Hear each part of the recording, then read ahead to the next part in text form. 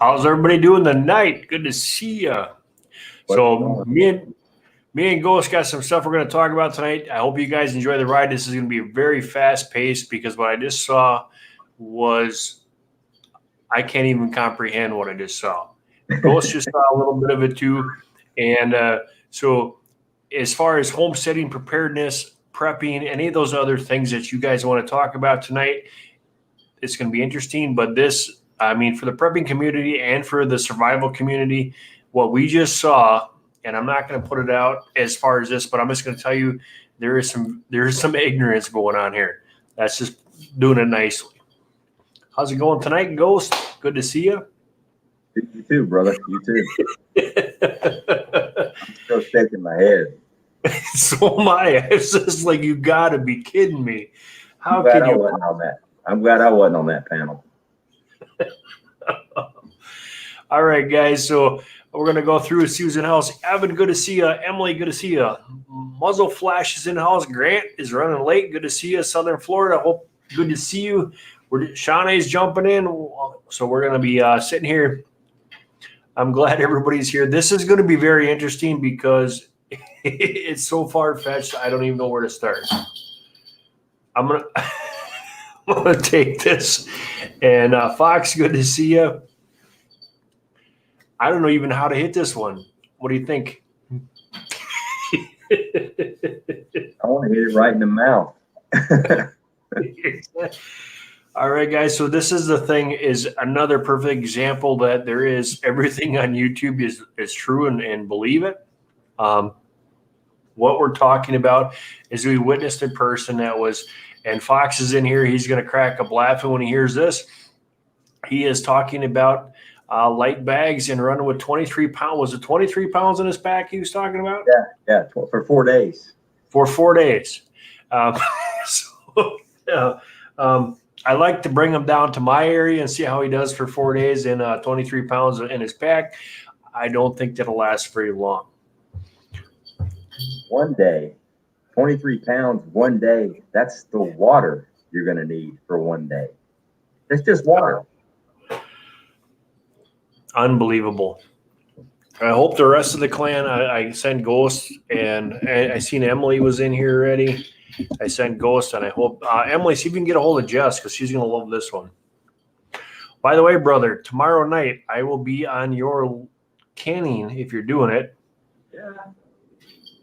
And I'm going. The only thing that's different is I got chicken on sale,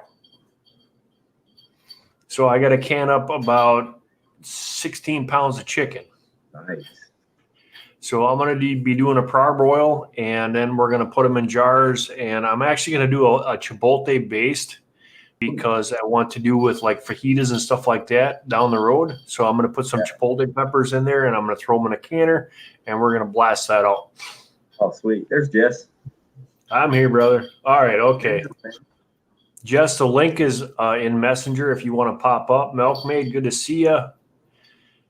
This is really, I was going to talk about something totally different, but when I saw that, I was blown out of my mind because I didn't think that kind of stupidity could be on YouTube. But then again, I thought about where I was. So, yeah. But then again, I looked at it from a marketing standpoint, and what he's doing in his situation was actually really smart.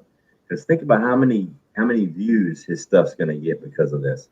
He figured out that he's not a prepper. He doesn't know what he's talking about, so he's going to get some juice by talking smack and just stirring up some stuff. And he's stirring up the pot, but even as a prepper concept, like I said, you guys want to learn to come and learn about trapping and snares and everything, because those guys are saying, well, I don't know anything about snares. Hey, I'll come and tell you anything you want to know about snares and trapping and deadfalls and stuff like that. But this guy playing out is just bogus. And that's what I want to tell people tonight is that you guys, really vet your stuff that you're watching and really pay attention to what's going on, because I'll tell you what I was only in there for 10 minutes and I was ready to blow up because of what that guy was saying. And I know Prepper Tribe was just watching a video, but still, hilarious. I mean, he started out with, "You're sitting here watching guys sitting behind a desk. You're sitting behind a desk, and you're listening to some obese guy sitting behind a desk." Well, number one, it's obese, not obese, and you're obese, you fat bastard. You're sitting behind it. You're sitting behind a desk, and you're fat and out of shape. And you just said that don't listen to fat people sitting behind a desk, but we're going to listen to you, fat ass, sitting behind a desk, literally at the same time you're saying it. I mean, I don't. I got to rewind it, but to me, it's, and I begged Tribe to rewind it, but he didn't hear my chat when he was talking about when he was trapping in the woods with his dads. Yeah, I heard it. He said plural. He said dads. He said dads. Yeah. Now, not saying that's a bad thing. I'm just saying generally that's like a great big red liberal flag. It is what it is. So He said trapping in the concrete jungle. He said dads. You're 100% right, because I had to go back and go, what? I was like, what? Dad? Okay, that's cool. I mean, it's hey, maybe you're Native American. Maybe you call every male in the tribe grandfather. Rock with it. Do what you got to do. Yeah, but the whole time he's talking about it's all about money and the subscribers. But right over his shoulder was a big red subscribe button on the shelf behind him. So what? It's like, subscribe to my channel. It's right here, but don't subscribe to my channel because that's evil. I mean, come on, man. Really? Here goes somebody. Please have this guy over to Dangerous After Dark and hang out with him. There you go, buddy. Anyway, I want to say some more. I see you getting here. Mitz is in the house. Lana is in the house. Muzzle Flash, good to see you. Thousand Paws. Hello from the overrun border town of Texas. Well, great for joining us, and thank you for coming in. Ginger Ninja, good to see you. Guys, tonight, if you don't know what we're talking about, is we are going to tear apart, literally tear apart, somebody that has a video out, and they are trashing preppers. They are trashing survivalists. They are trashing the homesteading community.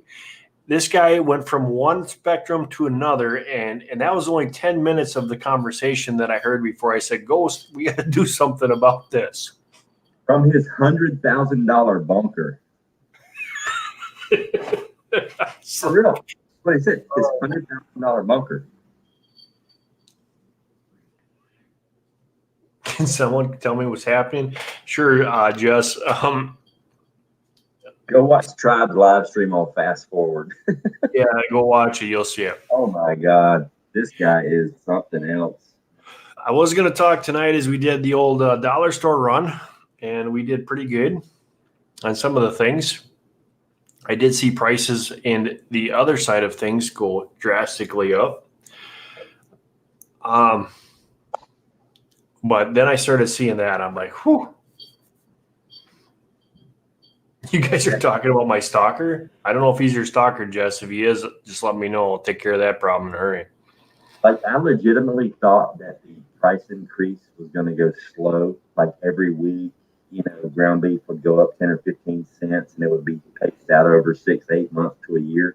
But I've kind of reversed my thinking. I'm thinking they're going to put all their energy into keeping things as steady as possible until D-Day. And it's going to go from $2 a pound to $12 a pound overnight. You guys, you saw it in the chat when I put up in a group chat. Right now, statistically, it's going up. In the last month, it went up 0.7% of all food costs. Okay, so what that means, guys, is they are doing it slowly, just like Ghost said. They're bringing that up, and you're not going to feel 0.7 cents. You're just not going to see that. But what's going to happen is overnight. Now, Jess just went shopping the other day, and sorry, Jess, I'm going to use you as an example. She had over $6 a pound for hamburger. So if we really go and we start looking at this as what we're talking about, Ghost has been talking about this, putting food up, canning food, getting your stuff stocked right now.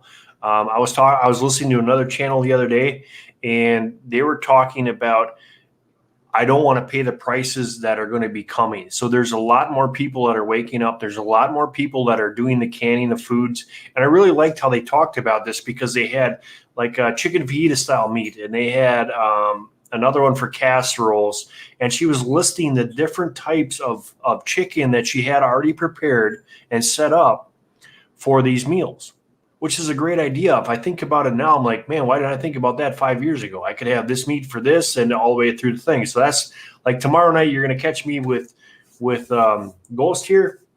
Them guys are going to be doing potatoes, and I'm going to be doing chipotle chicken, because that's what I got. My potatoes ain't ready yet. It ain't our season, but when I do, we'll be doing over about 150 pounds of potatoes when we can them up. So we're going to have some fun. Oh yeah. Oh yeah. Dude, I can't believe this. That's a straight marketing ploy. You got to agree with me. You've got to agree with me on it, because even his facts weren't straight. That's a straight marketing ploy. I mean, he's at the point right now with his YouTube channel with his subscribe button over his shoulder, where he's telling everybody not to subscribe because we don't know what we're talking about. He literally said, if you want to learn how to prep, don't watch preppers. He literally said that. Yeah, I know. I heard it. Learn how to prep. Don't watch preppers. That's like saying, if you want to buy a car, don't go to the place that they sell cars. Go to a laundromat. If you want to buy a good car, go to a laundromat. That's where you find the good cars, at the laundromat. I mean, but that's the stuff that, if you probably watch that, is probably got 100,000 views, because people are rewinding and saying, I can't believe he's talking about this. oh yeah. So I can see your point. It's a marketing app is what it is. But to a survivalist, if I get if any of the guys that I sent an email to jump in here, they're gonna go, what the heck is going on? I don't want to take over what Tribe was doing, because he's going through that video right now. But we know for a fact, guys, if you want to learn about canning and you want to learn how to can the old traditional way, and you want, Jess says, nope, not my stalker. Don't know that dude. Yeah, that's a quack. Stay away from that guy. If you want to learn traditional canning, you want to learn traditional homesteading, you want to do the dehydrating, you want to do all that stuff, guys, and you want to learn about that, you're in the right spot. Because we try to get the facts with the Gray, and with Gray talking about the information, we spend a lot of time getting facts. We get you the guys the best information that we can, and we talk amongst ourselves. That's the cool thing about it. That's not my view. It's just not Ghost's view, our Gray's view, our Jess's view. We've got other people that are involved in this. We put it all together. That's what it's about. You guys put your input in there also, so that's really cool. What this guy's doing is to me, that's just YouTube clickbait to catch people's off their guard and go, what's going on here? Because you can you only takes about 2 minutes to figure it out, and you know that it's way off base. Oh yeah. Well, Emily called it out. I mean, she said it while ago on a text. She brought it to light that this is the guy that's posted at minimum 3 videos about that person about 3 months ago that his stepdaughter got pregnant by him. You know what I'm talking about? No. Grim Survival. Okay. Yeah. He's put up 3 videos on him after the fact. And they're getting crazy views and crazy likes.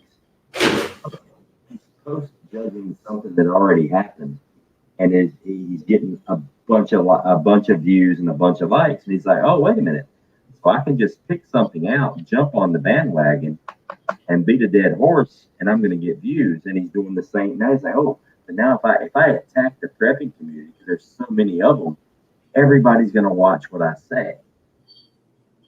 And it's smart from an idiot standpoint. It's a short-term fix to a long-term problem. It's not going to fix anything. But guys like me and you are going to go in there within 2 seconds, going to go, what the heck are you even talking about? That's the part that I don't understand, is that there's too many people in the prepping community or the survival community. They're going to say, wait a minute, they know for a fact that you go on a day hike or a 4-day hike. If I'm going on, and this is just in the summertime, so I'm going to pack light, but my pack is going to be anywhere from 35 to 40 pounds. And that's going to be with the assumption where I'm going is that I can get water and I can get that out of the river. But I'm going to take fresh water with me also, because if my foods or whatever, anything else that I want, or walking out there, anything like that. And snare trapping, come on, a snare trap is a great way to do something. If you have a game trail, that's going to be you're seeing rabbits or you're seeing stuff running down there, but that's not going to be the one that I'm going to rely on. I'm going to go with a conibear or something like that, where I know that I'm going to get that thing. I mean, number one, you're not going to be snare trapping on Blue Ridge Parkway where people are walking up and down. Right. It's not going to be a happy place for small game. Snares work really, really well in the middle of friggin' nowhere. Your off-grid location where nobody's there but you, and you know where the game is, and you can put those snares out where the animals are safe and comfortable. They're not safe and comfortable on the Blue Ridge Parkway. This guy kept pumping the Blue Ridge Parkway. The people that hike the parkway, that's you really do it. And they're 6 months. Really? They put 6 months of stuff? No. They prepped ahead of time. There's a film crew filming them. There's people bringing them supplies. I mean, you're talking about when I go out for 4 days, I've got this. If I'm only going out for 4 days, number one, I'm not taking a spare change of clothes. I'll take some socks. I mean, it's going to stink regardless. So I'm going to wear my jeans. I'm going to wear whatever I'm wearing. But 23 pounds, I'm good for 23 pounds is a gallon of water is 8.3 pounds. 1 gallon. You're going to need a minimum of 3 gallons a day if you're humping. If you're out for 4 days, that's 100 pounds in just water. But you're telling me you only take 23 pounds of stuff? This is ridiculous. I mean, what I'll do is I take my socks, I take a change of underwear, of course, and so there's my clothes. I'm going to wear I've got a pair of Raven pants, so it's a backpacking kind of a homesteading kind of and survivalist kind of pants. Are set up for that kind of environment. So, but that guy was just out of this mind. I want to say real quick, thanks to everybody for coming in tonight. Please hit that thumbs up. Good to see you, Harvey Black. Again, hit the thumbs up, share us out. We're going to be venting tonight about what's going on in our community and how it's affecting people like you. And I hope you guys can see through the BS, because that's exactly what it is. It has not, tonight's stream, it was going to be totally different, but after seeing that, I'm like, Ghost, we got to talk about this. This is garbage. The part that really blew my mind was when it first started. And he starts out with, I can't believe you guys are listening to these preppers. People that are sitting behind a desk telling you what to do. Side note, he's sitting behind a desk telling you what to do. And then he dogs on obese people. And he called them obese with a T. Yeah. Not obese. He said obese. And by the way, he's obese. He's fat. Sitting behind a desk. Telling you not to listen to fat people that are sitting behind a desk. Wait, the funny thing that's going to come in here, wait till Gray gets in here and we start telling him, because he's honest. He's probably on his way home and listen to us in a car. That's going to be hilarious. South Florida, I did see what you said about the canning in the stove. The only thing that I can in the stove is going to be any kind of like a dried beans kind of concept. I am going to experiment here this weekend. Don't know how it's going to work out. I was hoping to find out from Jess or Emily. If you're in the chat and you want to pop into the live, jump up in here. You got your little icon. I'm going to try and dehydrate some bacon, because I went to the store today and I looked at bacon bits and they wanted $6 for a bag of bacon bits. So I'm going to try to do some bacon in the dehydrator. I'm going to kind of semi-bake it in the oven, and then I'm going to take it. I'm going to put it in the dehydrator. I just want to get most of the grease out, and I want to get most of that stuff out of there, and then I'll take it over to the dehydrator. Yeah. Man, I just don't understand. I can agree having a different opinion from somebody. I can completely, not only can I agree with it, I can appreciate it. I can even appreciate your view if in my heart I know you're wrong. If I know beyond a shadow of a doubt that you are completely wrong in what you're saying, I'm going to try to reach out and convince you, hey man, look, try this and let me see if I can prove you wrong behind the scenes. I'm not going to call you out. And I've done it on more than one occasion on YouTube with subscribers. I'll send them a private email about, look, here's what you need to do. Listen to me for 1 second. And, you know, I'm going to put it in the chat, but this, and this are wrong. You're going to get somebody hurt, sick, or kill them. Don't do things this way. And look it up. Do your research. You know, I don't put anything on YouTube. This is how I do this, and this without doing research and making sure, number one, it's safe, and number two, that it works. Everything I do on YouTube, I do it here where I live. I mean, I eat the food that I can, you know. So to put a video out of hypothetical stuff and you're sitting there like you're spitting out knowledge, to me, that should be criminal, like literally criminal. Yeah, that's the thing is teaching somebody the wrong thing in a wrong aspect like that and talking about that kind of stuff is so wrong. And you're going to get a lot of people in trouble, a lot of people hurt. And I hope that, that's a channel that should be shut down and they should stop posting BS like that. That's just wrong. Honestly, I would rather deal with the hacker guy that's showing his butt cheeks, you know, live on screen than this idiot. Like, for real. I would rather see butt cheeks on my stream than listen to this fat dude in his basement that he calls a bunker, you know, telling us that don't listen to preppers if you want to prep. Go to the laundromat. That's where you're going to get knowledge. What an idiot. Good to see you, Jess. You come in to put in your Hey, Jess. Oh, by the way, your mic off. Yeah. No mic, no Mikey.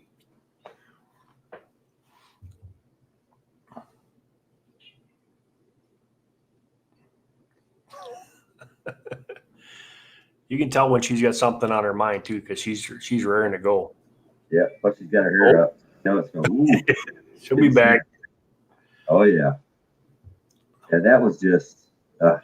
I mean, I kind of wanted to stay around and listen to the rest of what he did on Prepper Tribe, but I'm like, you know what? I'll go back and watch the replay because I was getting too jacked up. I was typing and trying to listen at the same time, and nobody was listening to me. So I'm like, I'm out.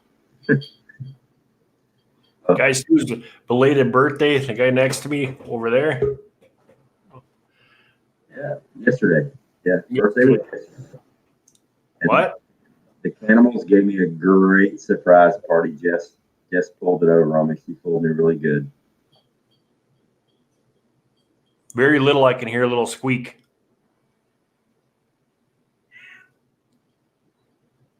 I can't hear anything. Now I can't. No. What happened to your mic? Make sure it's turned on and go into your mic settings on the cam and mic and make sure it's running and do a test on there. Thank you, Laura. Thank you, Northern Girl. Yeah, guys, wish everybody. Did you know I didn't know this too until Gray told me that we will get banned if we sing the happy birthday song on YouTube because it's a copyright. I was kind of joke. Yeah. It's probably legit. Can you hear me? Now we can. Welcome aboard. I still had it on the other cam and mic that we were playing with the other day. Hey, Carolyn, good to see you. I need a key. It's toxic to pregnant women.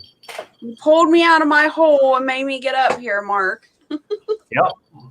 You're already getting all frustrated in the chat. I figured it's time for you to come up and vent. Oh, well, my Lord. According to Prepper Jesus over on Tribe's channel, preppers and homesteaders that use green screens are fake. Yeah. That was a joke, by the way. That's probably what it was going to come up to later in the interview. I'll go back and watch it. This is a fake kitty too to that guy.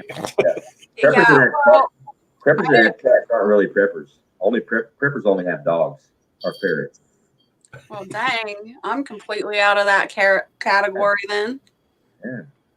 I'm just waiting. If that's the case there too, I was just waiting for him. I got to go back and watch that, but I want to, because he was just going after the prepping community. But a lot of the stuff that we do, preparedness and stuff like that, is more about, we take the homesteading and prepping and we take it and tie it into one.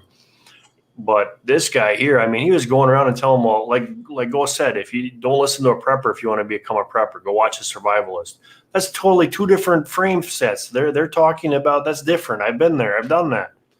Well, That's the thing, crazy. like, I didn't get to watch it, obviously, but the part that I clicked on is he was talking crap about ARC. And if anybody knows, ARC is very close to my heart, and that just really ticked me off. Oh, I'm sure he's going through I'm sure he's going through all of us because we're all stick together as a white kid community. People changing their channel names and going from prepper to homesteader. And I'm like, dude, there's no different. The only difference in a prepper and a homesteader is you have a bigger freaking yard and you got animals and you're trying to go fully self-sustainable. I mean, every prepper's dream is to be a homesteader. I mean, come on, it's JV versus varsity. Mm-hmm. I mean, when you think about it, I mean, every prepper, I mean, the mission in being a prepper is to be a homesteader and grow, raise all your own stuff. It's in the definition, if there is a definition. If there isn't, there is one now. I just made it. Ladies and gentlemen, what we're trying to tell you is that and you guys, Prepper Tribe has it. He's running his live right now. Anybody in the chat that is a mod, can they go and grab Prepper Tribe's? Ghost, you better be a mod in here. I know Caribbean House, good to see you. Sorry that I haven't been talking and on the chat. I'm kind of venting. Emily's in here too. You can go grab Prepper Tribes. If you guys have not seen this video, guys, go back and watch the replay. And the reason why I wasn't even going to do this, I was going to talk about homesteading and the Walmart, or not Walmart, but the dollar store run that we did today. But this is what's going on in our community, and it's just going to tear everything that we're trying to build. Because, like I told Jess in the very beginning, you get a young kid that has changed his mindset. He's like, I really need to prep. He sees the big picture, and then runs across this channel that we're talking about because it's got views, and because he's trying to get his numbers up.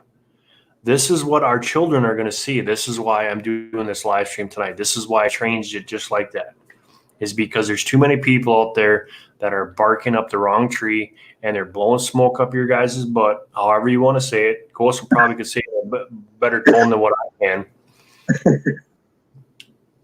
That's wrong, because what are we here to do? We're supposed to teach other people our skill sets and what we're doing.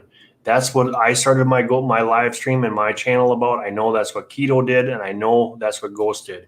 It's all about teaching instead of doing what this guy's doing. Here's the thing. Here's my approach on it. Okay, I don't know if a lot of you guys know this, but by profession, I'm a teacher. Okay, I actually teach.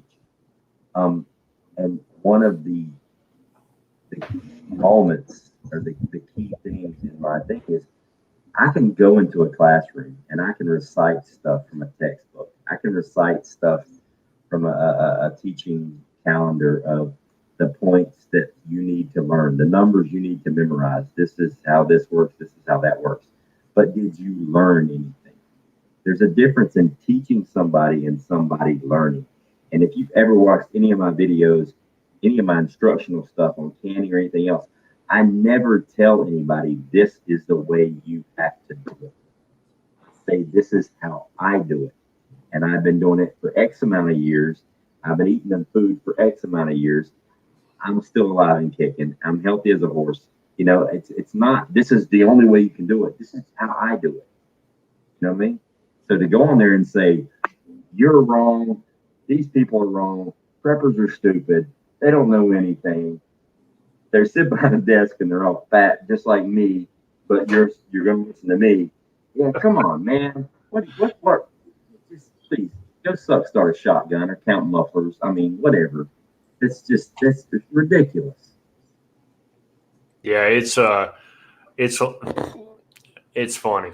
And actually, guys, you guys will see it firsthand, and it'll blow your mind. And you can tell it's the guy's talking so far out his rear that you can't even make logical sense, because why would you go and talk one way and say, okay, if you want to become a prepper, don't learn from a prepper. If you want to be a survivalist, don't learn from a survivalist.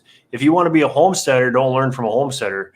If you don't want to know anything about gardening, don't go talk to somebody that does gardening. That's such a, I don't understand it, what that even would be like. I mean, that's just retarded. If you want to get a great used car, the laundromat is where you go. You got to get your car at the laundromat. That's where the good used cars are, not the used car dealership, because their used cars they're not even cars. They look like cars, but they're not cars. You've got to go to the laundromat. It's ridiculous. Like nothing makes sense. Nothing. Mitch, it's your birthday. Happy birthday, buddy. Birthday. My late grandfather's birthday is today. I was born the day before he was. I'm sorry, I'm having to use my laptop because I did a 3-hour live stream and I completely killed my phone. I'll lean in closer where you can hear me.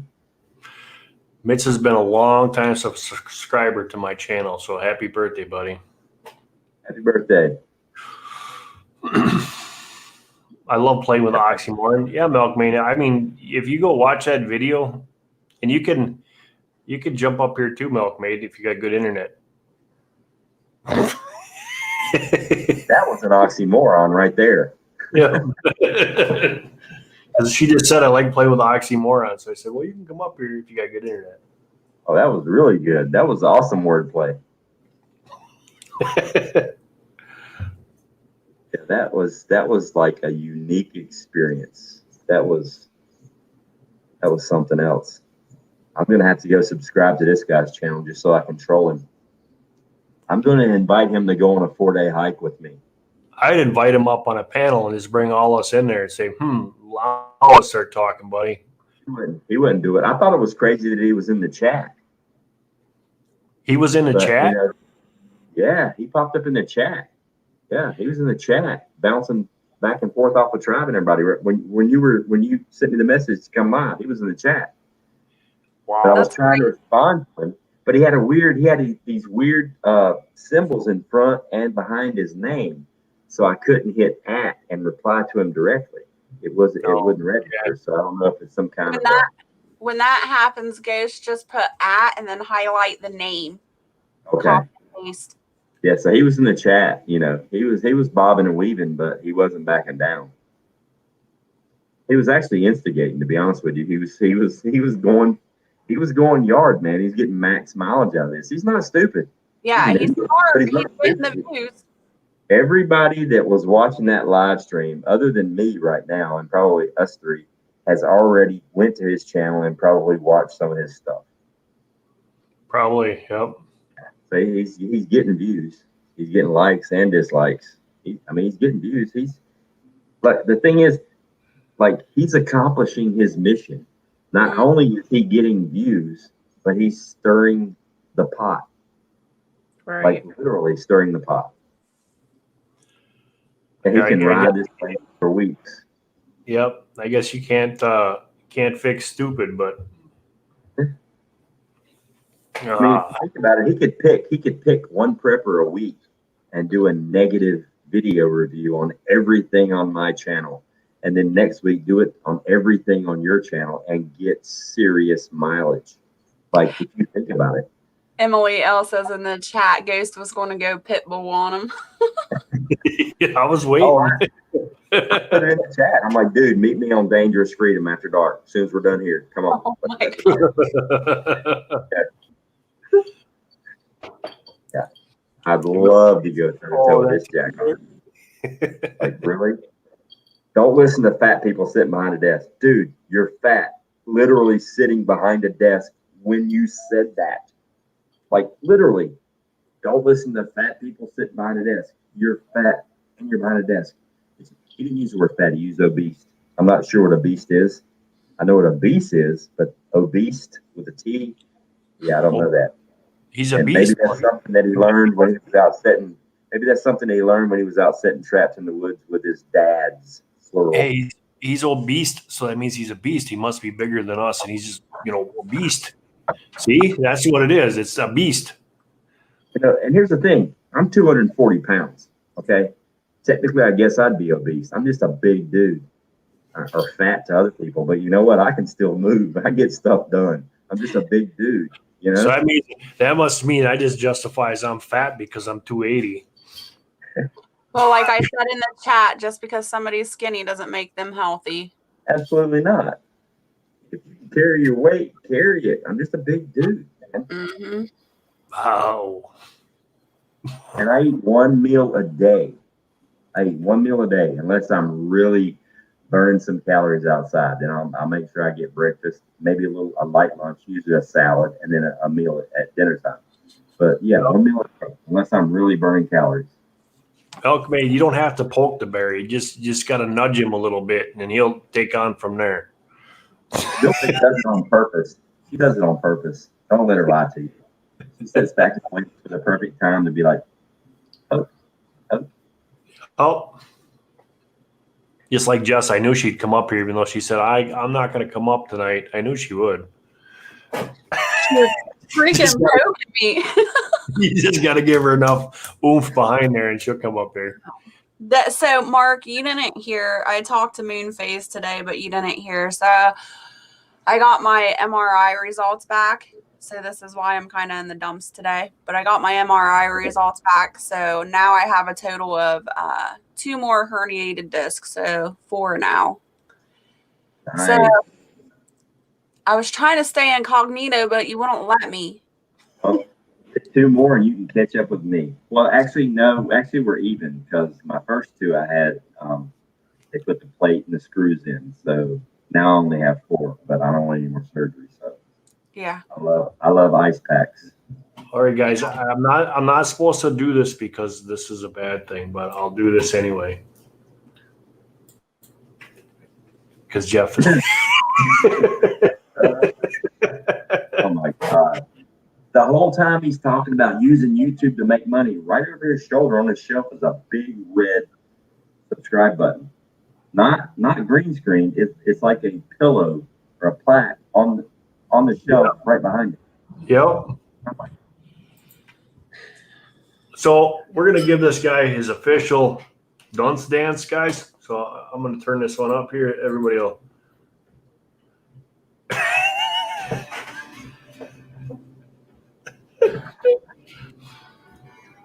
And it's like I want to go over to his channel and just browbeat the crap out of him, but that would just give him another view.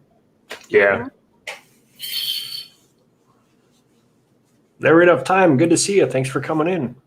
Yeah, Laura, my email's on my about page. Yeah.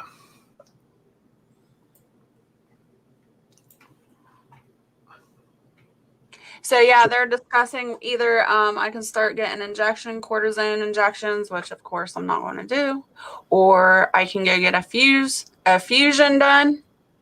And huh? Been there, done that. Don't really want to do that either.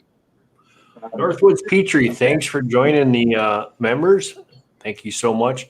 Jess, talk to them about the ones that I did where they actually refill up your disc. Yeah, and that's what I talked to the surgeon about today. I'm like, I don't understand, like, why am I not a candidate to have artificial discs placed in there? Because yours is in the neck, right, Ghost?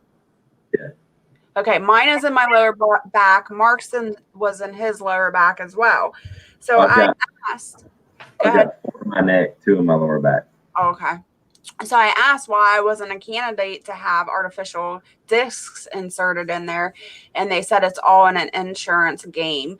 And because I have so many tiers, it's my L4, my L5, and now I don't know, 2 more. I didn't really look into it because I was upset. But because there's so many different tiers, they're saying that insurance won't approve me for that many discs being inserted with artificial. So the only thing that they can offer me is a fusion right now. And that's because that's a bunch of BS, and that's all because you're on state funded. Because they told me straight out when they did mine that if I said, what happens when the ooze comes out of this thing? And they said, well, put a new one in. And I said, because what they do is the first thing that they had me do is they kind of stretch you out. And I did the whole cortisone shot thing. And I said, this don't work. I said, your 2 days, you feel no pain. And then boom, it's right back again. I'm getting tired of this. And yeah. And then to watch that big old needle go in your back too. That's on the screen. I'm like, okay, we got enough of this crap going on. So when they do the artificial, it makes it so the point I can actually do things now that I could do back when I was younger before I had my back injury. I can do that now.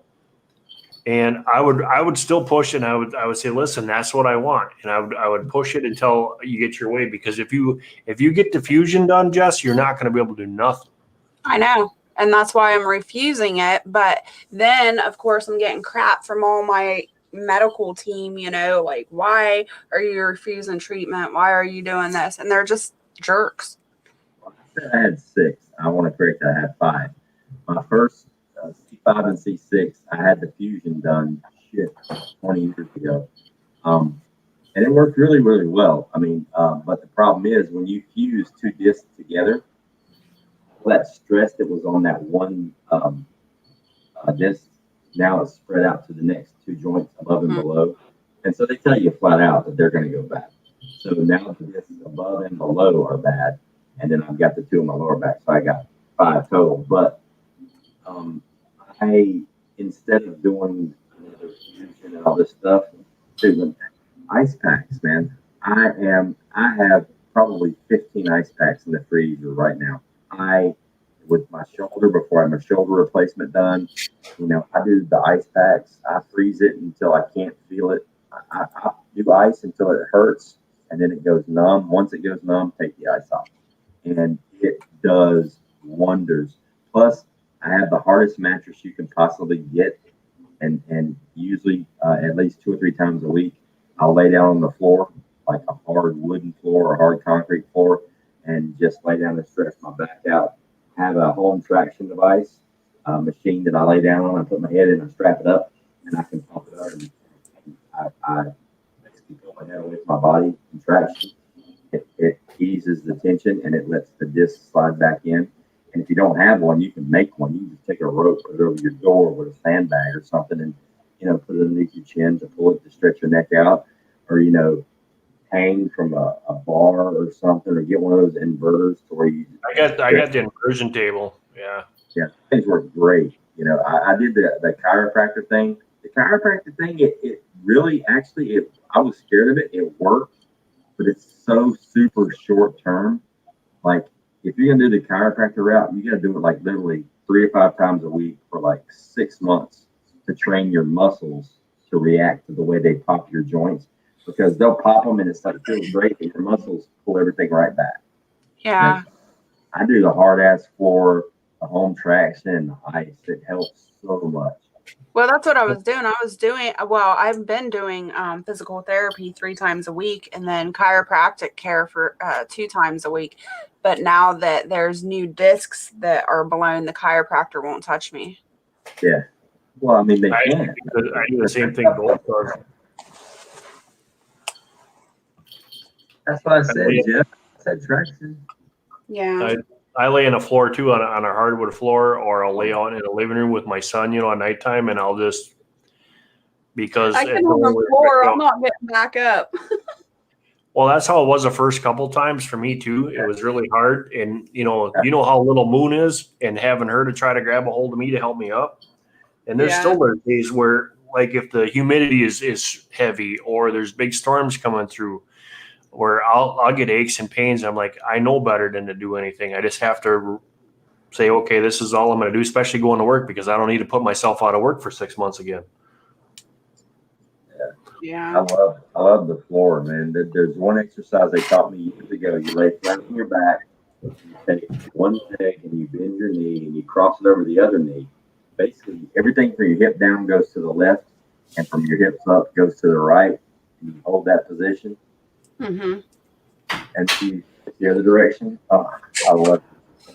See, now I wish I could do stuff like that, Ghost, but because my back is so unstable at this point, if I cross my legs like that or anything, it pops my hips out and my pelvic out of place. Yeah, that sucks. Yeah, so I have to be like really careful how I move or how I lay. And if my hips pop out or my pelvic pops out, then I have to go into like physical therapy and they have to do a like shotgun is what they call it. And they lift one leg up and they basically just push on my hips until they pop. And it's horrible. It's painful. That sucks. But I don't know. Maybe I can try the traction thing. And I did. Like we used to have a school kind of close to my house that had the monkey bars, you know. And I was thinking about going over there and just hanging from them to see if that would work. But they took the monkey bars out, of course. You can do like you can just hang, and you can do like hanging like this really isn't good because when you hang like with your arms suspended above your head, if somebody took a rope and tied it around your wrist and hung you from your arms, you would literally suffocate. Yeah. Pressure your chest and you can't breathe. What I would suggest is like the dip machine in the gym. You know the dip machine. Oh yeah. Where it's you're still hanging from your body weight, but you're not stressing your thorax. And then you could get like some ankle weights and slowly more weight on your legs, and that way you can really get the traction going. That's what I did. I used to do it with the 45-pound weight in the gym. I get on the dip machine and just let the 45-pound weight hang in between my legs for as long as I could, and straight to the swimming pool, home on the ice. But let me tell you something. People underrate the power of an ice pack. There's a reason why that's the first thing professional athletes do is go into the locker room and jump in the ice bath. There's a reason, because it works. Yeah. The reason cryotherapy is a thing is because it works. I love my ice. I got a CD that I got to help out Moon and myself from this place. I paid for the CDs, and they give you exercises, and they tell you can put your back in place. But we got to remember what a herniated disc is all about. It's where for number one, if you have one that's herniated, it means it's popped out of spot, so you stick it out. But now if you have one that's deflated, okay, there's no help there. Yeah. But to pop it back and forth, you can stretch that back out and it'll naturally work its way back in place. So, hey, Ark, good to see you. I'm glad you came in here. Hey, you fake preppers. Ark, Jess, you want to pop a link in here? Ark, if you want to come up here, you're more than welcome, my friend. Just pop it up there, give them a chance to get up here, and then we'll take it back down. So, Ghost, tomorrow night, are you guys going to be cleaning potatoes beforehand, or are you going to be just cutting them up? So you're going to have they'll be cleaned, they'll be skinned, cut, diced beforehand. We're just going to do the canning process. Okay, so then I got to parboil because I'll be way far behind it because my parboiling is going to take about 45 minutes before I can get that out of the oven and pack in the jars. So. Yeah, plus your processing time is longer than the potatoes because the potatoes only take, 50 minutes, Jess? Yeah. Yeah, 50 minutes and you're at 90. But we'll hang the entire time. Okay, guys, this is our special. We have a special guest that's coming on to the first time that's ever been up here on the Homestead. You guys, big round of applause for Mr. Ark Wildman. Hey, Mark, Ghost, yes. Hey, is that another fake obese prepper sitting behind the desk? Yeah, well, I don't sit behind the desk, but I smoke, and I'm kind of obese, Well, you're halfway there. There's always goals. We're always reaching for the stars. Mid-South Homestead, thanks for joining us. But you got to forget, Ghost. He said obese, so we're all beasts, big beasts. Yeah, obese with a T. Obese. Hey, Creative, good to see you, buddy. So Creative, another one. If you just came in here, guys, what we're talking about is we had somebody tear apart the homesteading. It wasn't homesteading; it was a prepping community. Obviously, homesteaders were preppers also, And the guy was so far out of whack what he was saying. The link was just put up there a little while ago that you guys can go see this guy. I don't want to say go see this guy because you're giving him what he wants. But at the same time, is I want people to understand that this is the kind of BS and crap that's out on YouTube land. And it's teaching people the wrong things, because I truly look at the fact is if a young child come up to me and said, hey, how do I start a homestead? That's a gift. Or if somebody comes up to Ghost and says, Ghost, I want to become a prepper. That's a gift that you don't get very often. Or Jess or Arkman or anything like Ark Wild. It doesn't matter. That's a gift that somebody's giving you. That's a great thing. But this guy, what he's doing, he's creating monsters is what he's doing. Yeah. I tried to get him to go 2 days with me, no food, no water, just eat off the land. How'd that work going? He never did say nothing. Yeah. Well, I want to see him come out and play with me when I'm in 40 below weather with his 23-pound pack. That would be hilarious. Hey, Jess, maybe you should have him come over and spend a couple hours in the garden. Maybe you can handle that. He probably couldn't handle keto. Y'all keep them. I don't want them over here. That keto's rough stuff. Yeah. Well, that's the other thing, Jess. How you going to can potatoes if you're keto? Hey, I can can potatoes. They'll last on the shelf for a long time. If something happens, I'll eat potatoes. Okay. Guys, the only reason why I haven't turned over to keto is because that means I'd have to put away my potatoes, and I can't do that.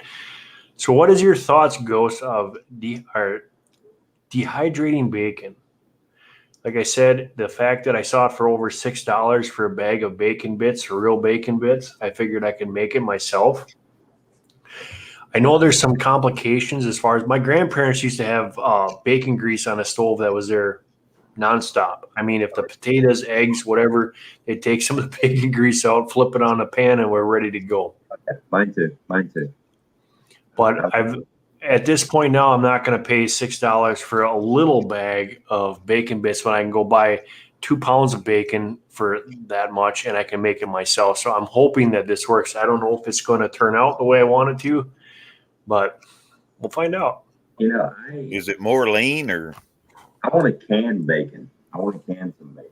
I've seen a lot of really good videos on that. I've never done it. It's not. It's just like normal bacon that you'd buy at the store. The only difference is I'm actually going to cook it in a stove first to get the majority of the grease out of there because I don't want that in my dehydrator. Yeah. And then I'm going to throw it in the dehydrator and get it down to where I can actually crack it up and do stuff like that. I'm hoping that does. Bacon. Huh? I've canned bacon before. Yeah, Really? I love canned bacon. Hey, Bushcraft family, good to see you. All right, Do you like it, Ark? all right, Jess, that'll be week after next. All right, tomorrow is potatoes. Next Saturday is whole packing chicken with Sutton Days. And the following Saturday will be you how to can bacon. So that, Okay. do that. Yeah, we can do that. That's awesome.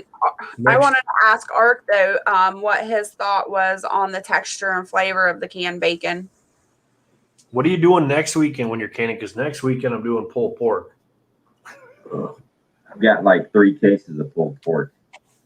I've got one in the freezer. I can actually do it with you if you want to. I'm gonna be doing. I'm gonna smoke it on the Friday, and then my idea is when you guys go up and do canning, I'm gonna can it. I'm not gonna pull it though. I'm just gonna do it. I'm gonna bring it to about 126 on the smoker, on the pit, and then I'm just gonna put it and cube it up. And that way, when I go through the process, hey Bella, good to see you. When I go through the process of canning it, that would be the more for where it would tear it apart because it's a double cook situation. I don't want to take too much out of that. I'll tell you, I completely cooked mine before I canned it, and the texture is banging. Pork holds up real well in the canning process, just like chicken. I mean, My pulled pork, my Boston butts, I completely cooked them before I canned them because I want them to soak up all that goodness. And then I Right. canned. And I got to tell you, man, I can take. There's not much difference in my canned pulled pork versus if I did a Boston butt tomorrow. There's not much difference, like literally. I was completely shocked.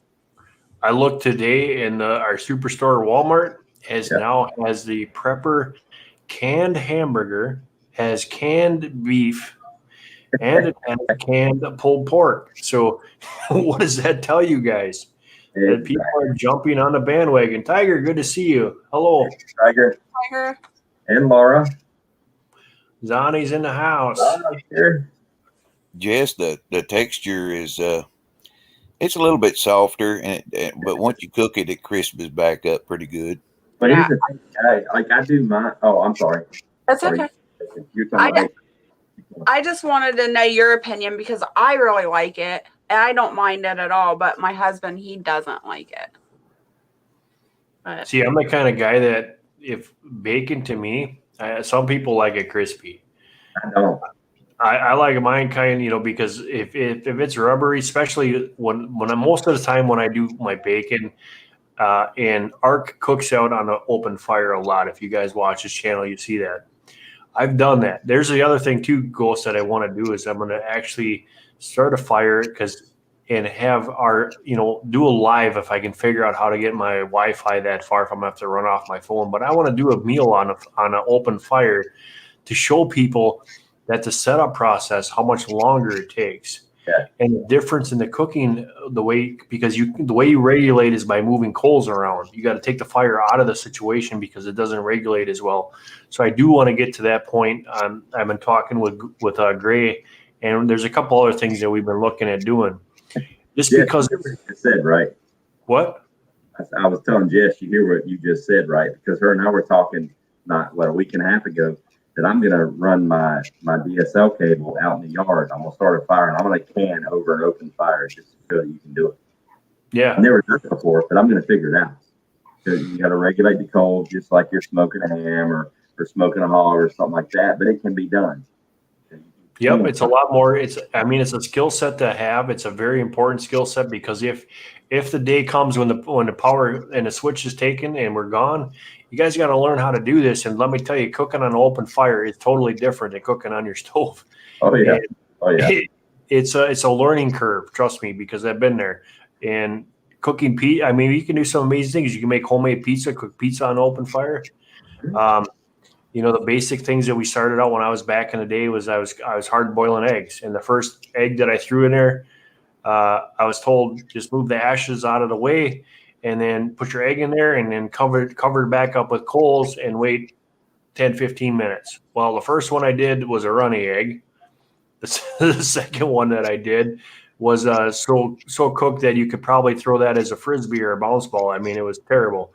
So there is a learning curve to this that you have to figure out. Yeah. And the material that you're using to cook on is different. If you got I got a move away grill that you can actually put on the fire so you can move it away if you're using a tripod, or if you're just throwing a steak on a you guys can do that too. Meat, charcoal, you can throw that right on the fire, move your ash out of the way, put that down, and it's amazing. I've had it many times. Venison I've cooked up on fire. So hold on, Mark. There's a win in the chat. So a Tiger canned some cream cheese off of my video today. So congratulations. That's awesome. That makes my heart happy. I hope it turns out well. You'll have to give me an update later. Awesome. Hey, Jess, I got my hold on. I got to go get it. Okay. I don't want to boom anybody. Hang on. That's awesome. That makes me feel really good that people are actually out there doing those recipes.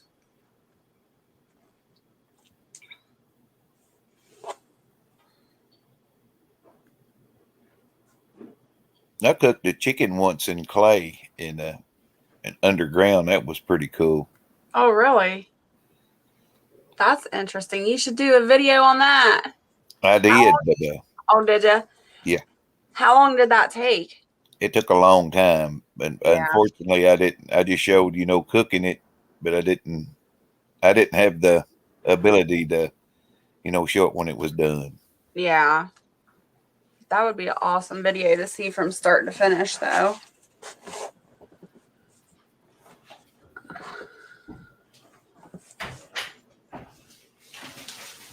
Oh, we're going to get some heat from this one.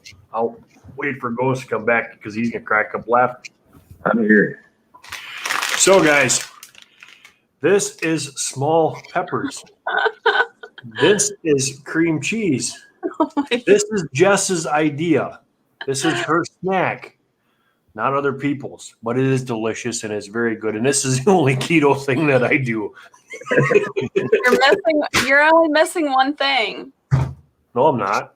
Yeah. What? The everything bagel seasoning. Oh, I don't have that here. I'm not that fancy. I got Homestead seasoning that I make. That's like the icing on top, though, is the everything bagel seasonings. I'll send you some Homestead seasoning. That's a good stuff. All right, you send me that. I'll send you some everything bagel. Because I smoke the peppers myself. I go pick the leeks out of the woods myself. I grow my own garlic. And then I go and get some sweet bell peppers and I smoke them. And then I add that all together with some Himalayan salt, and then you have the best seasoning you're ever going to have. Sounds good. Mm-hmm. It is. It's really good. I think I would like to dehydrate some bacon, but then I would like to pulverize it into powder. That's what I'm going to do. I'm not going to pulverize it into powder, but I'm going to make chips out of it is what I'm going to do. I like to use it as seasoning. Yeah, that would be a good idea, too. You know, if you think about it, you could just like pulverize that into powder and just like use it for like seasoning on like pretty much everything. Yeah. The only thing I'm worried about is with dehydrating bacon is the fat content in it is so high. So that would definitely be one that you would have to play around with to see how you could get as much bacon grease out of there without charring it. That's why I'm going to take it and I'm going to start it in a. That's why I'm going to first off I'm doing it in the stove instead of in a pan. Yeah. And I'm going to put it on drying racks so that all that grease drips down off of the bacon. Right. So I'm going to put it on I'm going to put it in my jerky racks. I'm going to put it on my jerky rack and I'm going to let that bake off in the oven. Then I'm going to put it in the dehydrator to get more of that grease out of there. But I'm only going for the bits. I'm not going for the powder. Because I've done dehydrated eggs already, and let me tell you, if you guys are on a protein kick, that's good. If you're not, it's not good. It would probably work really, really good for bacon. Would be a solar dehydrator. You know, a solar dehydrator, the one that I think people make several of them in their backyard because it's like really, really low and really, really slow. See, I have the Excalibur, so I can go down at 95 degrees. Okay.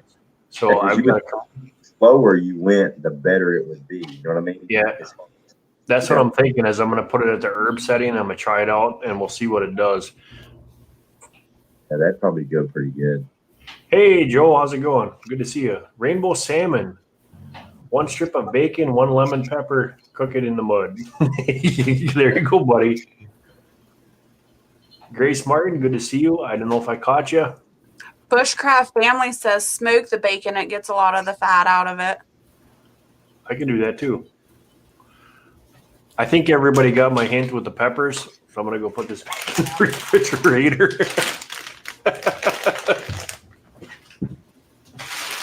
I've heard of pepper grass, ginger ninja. I don't know if it's the same thing that I've heard of, but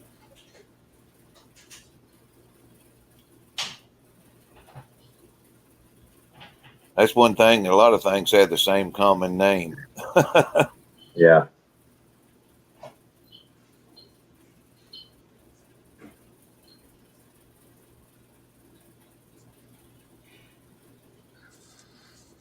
Yeah, I got to figure out what I am going to dehydrate for my next live next week. Any suggestions? What was the question? I'm sorry. I said I have to figure out what I'm going to dehydrate next week on what day is that? Thursday when I do my dehydrating live.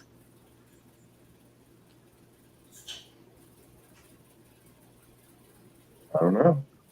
I don't know either. Thursdays, what time do you do it? 8 o'clock, or yeah, 8 o'clock on Thursdays. So the other thing I wanted to tell you guys is that I did a ghost thing, and I took those little peppers that's another channel said you can't do, and I took them and I put 6 seeds in dirt, and I got 6 plants. Wow. So I won't say any names, but that is a bunch of malarkey that you can't do that. Now, granted, I don't know if there are hybrids. We'll find out, but I got 6 plants out of 6 seeds. As soon as I hear you can't do that, I go do it. Oh, you can't do it that way. Well, I'm gonna go try it anyway. I did that. Just I'm gonna do a video on that one just to prove a point, but just because I can. do it. That's what gets me in trouble all the time is people tells me I can't do something and then I have to go prove them wrong. Right. Well, I knew that you could do it. I just don't know what side of the plant I got now because I'm guessing they are probably not heirloom and they're probably some kind of hybrid. So I'll see which one I get. But I just because when I saw the video, I knew what they were talking about, and I had a laugh. So I'm gonna do this. And actually, Moon decided, well, hey, I'm gonna try these seeds out. I'm like, you go for it. Here's the thing. I mean, hybrids are hybrids. They are what they are. And everybody says they don't germinate. I've had hybrids germinate. I've had it happen. I mean, you can't say that it can't happen because that would completely take evolution and Darwin, and you can't say a hybrid seed won't germinate. You can say it's very hard for a hybrid seed to germinate, but if they ever do, you're going to have some badass plants that keep growing. That's the only way everything's evolved to the way it is right now. You just got to be creative. You just got to make it work. Try and see if it works. Mid-South Homestead, what are you asking about? What is needed to be preserved? I guess elaborate on that question. Because I was asking anybody in the chat, I was asking what I should dehydrate next Thursday on my next live. So there's nothing really coming out of the garden here yet. You want to do something that's really good, Jess? I'll give you another hint. Radishes. Yeah. I'm not producing radishes or anything yet, though. Fruit roll-ups. Well, I used to preserve fruit roll-ups or fruit leather, but since I went keto, when you dehydrate fruit, the sugar content in it is so high. So that's something I personally don't do anymore. And if you guys that are not keto and you're like me, you want to do some fruit roll-ups, just do some, take the blender out, get some strawberries and some raspberries or whatever you have growing in the garden, throw that in a blender, make a nice base, put that on your tray, and let me tell you, make some of the best fruit roll-ups you'll ever have. Mm-hmm.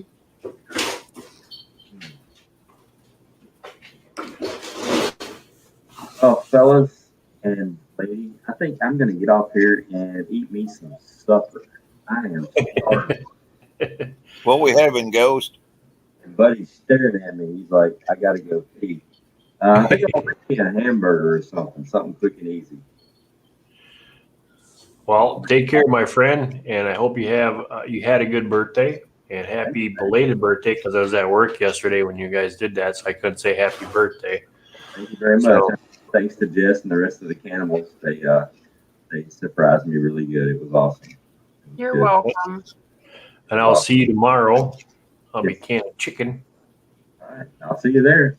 All right, man. Take care, buddy. Bye-bye. I'll be around somewhere. I'm just going to go eat. Bye.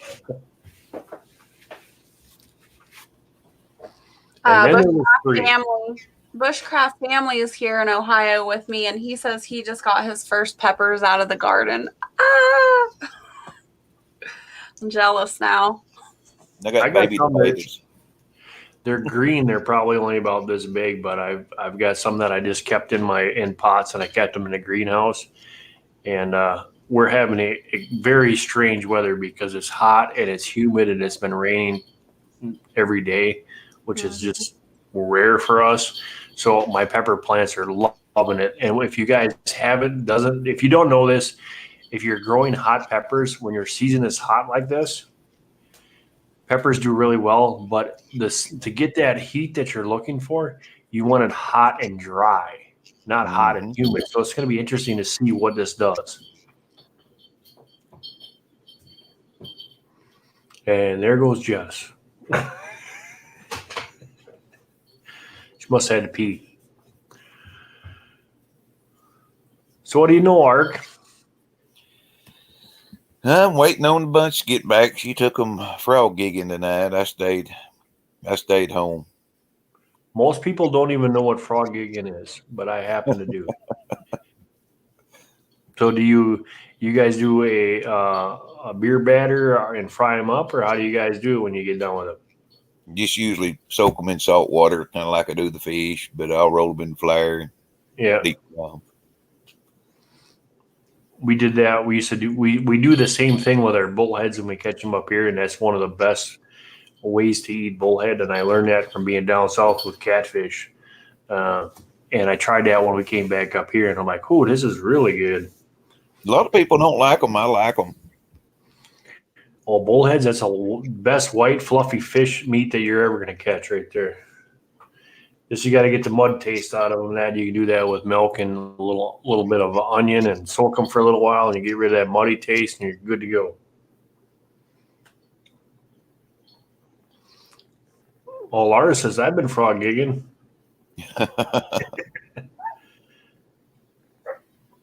Take them snipe hunting, Ginger Ninja. I got a currant bush in my backyard too for you, Ginger.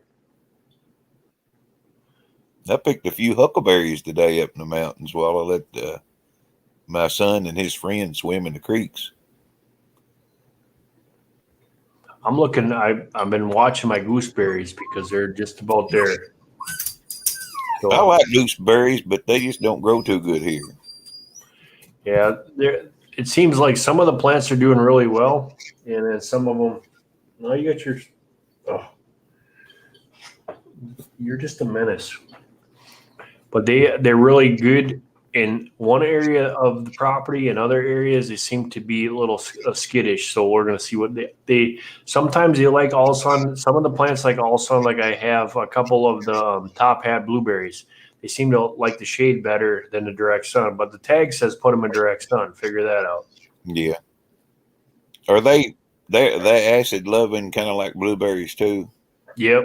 But the thing of it is they're like. They're saying they're about 1.5 inches is how they're long, and that's why they call them top hats.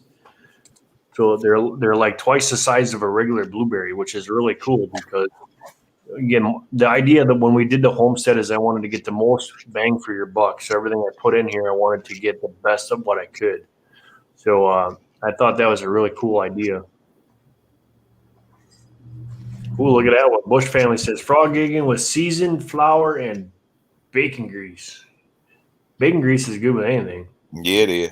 I render out my own hog fat too. So I got a bunch in the freezer. I wonder what happened if I would cold smoke that and then render it down. Have you some good cracklings? Yeah. When's the next time you're butchering, Ark? Well, I was going to this year, but I just ain't happy with the way they are, so I'm going to wait till this fall. Okay. That may be super bigger, but I'm still waiting on that video. What, hand butchering? No, like I usually butcher my hogs myself. I know how to do that, but he scrapes them on the ground. I put 10 down and then scrape them. And then I'll flip them over and scrape the other side that way. Yeah. I want to learn. I want to see how he does it. Because we've never scraped. We just always skin our hogs. You didn't torch it off? Mm-mm. Nope. Back in the day, Grandma and Grandpa, I remember.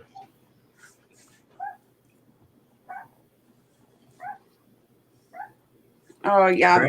Ginger Ninja's talking about her elderberry trees are taller than the back of her house now. Yeah, my elderberry trees are just ridiculous. They went crazy. I found one today. What was that, Ark? I found one today in the grapevine, wild grape.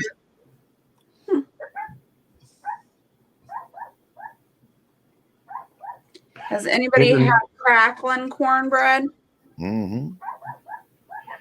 Ginger Ninja, we are going to be doing apples, and I'm going to be doing some of my pears. So I'm going to start cloning, and I'm going to be starting them here probably this fall. I'll bring them in the house and put them in here in the grow tables and stuff, and I'm going to put them through the winter.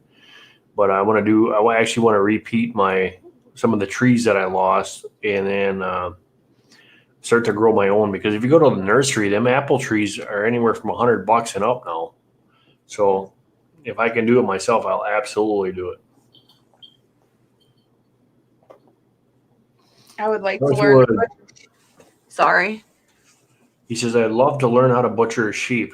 I'm guessing it's the same way as butchering a deer. Anything like that?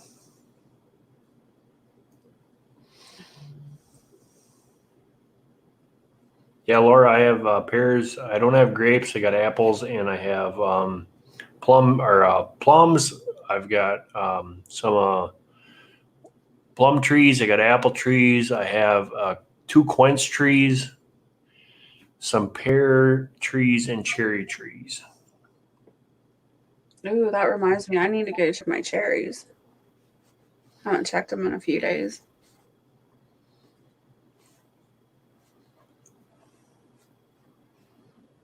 Apricots. Ooh, that'd be good.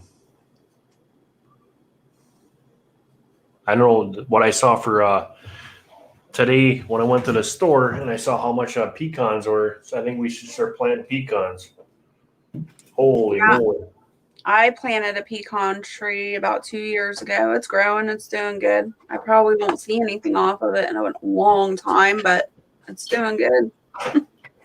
I got the black walnut trees, and I usually get enough off of them. So yeah.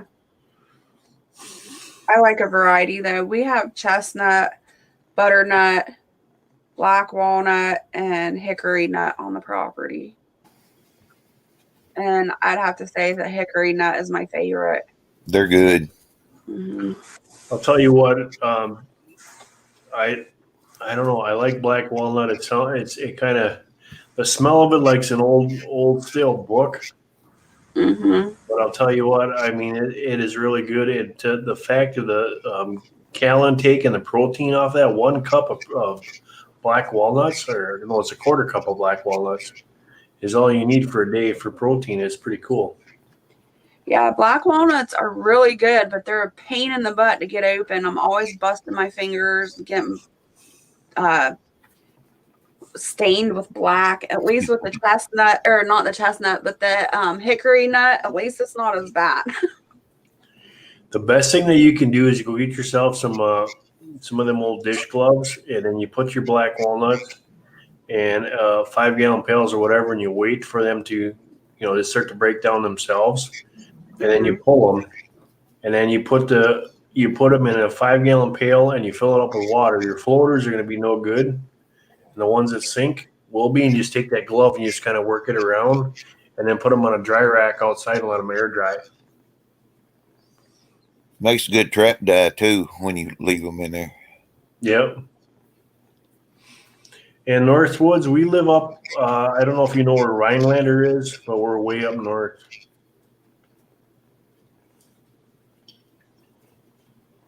Elderberry starts to do pretty good in the mail. Just if anybody wants to know, I used to be part of a big seed trading group, and I used to trade my elderberry starts for seeds all the time, and they're really easy to get starts off of. And I would wrap them in like a damp paper towel and then put it in a plastic bag and then ship that off. And I've mailed them all the way to California from Ohio, and they've made it and grown. I haven't had any complaints. Just as a FYI. Midwest Homestead said we had 2 massive black walnut trees. Electric company came down and cut them down. They took the wood too. I can imagine that's expensive wood. Black walnut is really, really expensive. I got one out here in the backyard. I'm heading to Douglas County. Oh, yeah? You're not too far from us then. Laura says she's not far from you, Jess.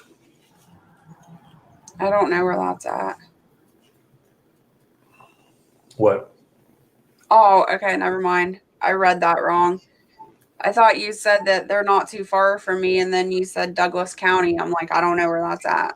No, Douglas County is by us, but Laura says she's close to you. Wow. How's those sassafras doing, Jess? Oh my gosh, it's awesome. You want to see it? Yeah. It's amazing. I was just talking about it today to my husband. I was like, I can't believe how good it's going. Hold on.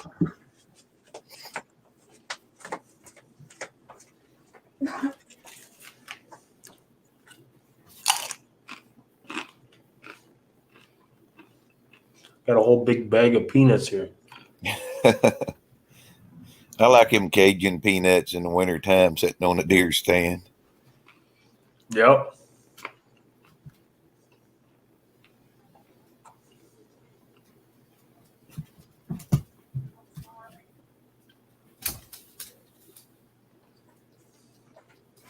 So how's the weather up that way? Is it? It's hot. You guys can have it back. I There's don't like 103 humidity here yesterday. Oh man, they've really grown. Didn't they? They did Yeah. awesome. I can't believe it. Yeah, we've been in the upper 90s and humid like you wouldn't believe, which is killing me. So thank God for central air. Yeah, it's upper 90s here with a humidity of about 103. Here you go, creative. Here's a peanut. Hey, okay, Laura says she's in Kentucky. Yeah, you're not far from me at all. Speaking of peanuts, have either of you ever grown peanuts? Mm-hmm. Yep, I grew them as a kid. I think I want to try growing them next year. I can't. It's too cold here. Mm. I'd love to, but I don't think it'll work. The deer love them though. Do they? The deer love everything. They do. They even eat your okra leaves. I can tell you what they don't love. You're not gonna like it. Go tell B to start marking his territory. I will. We've been we have along my garden. It's like along the road as well. He planted, I don't know what it is. It's some type of grass, and it grows really, really big in the summer, in the spring and the summer, and then in the fall time you're supposed to cut it down and it turns brown and ugly. But right now it's full and huge, and the deer keep coming on the back side, closest to the road, and laying on it. So half of the bush is completely laid down, but they're not, it's funny, knock on wood, they're not touching the garden, they're just disrupting those bushes. I'm like, what the heck? Well, that's You guys good. want to know? Another trick too is that you can get this off of Amazon or wherever, but if you get wolf urine and you spray that on your stuff, it will deter them from coming in there. Yeah. Well, Because that's cow their- urine. I wonder if that would work.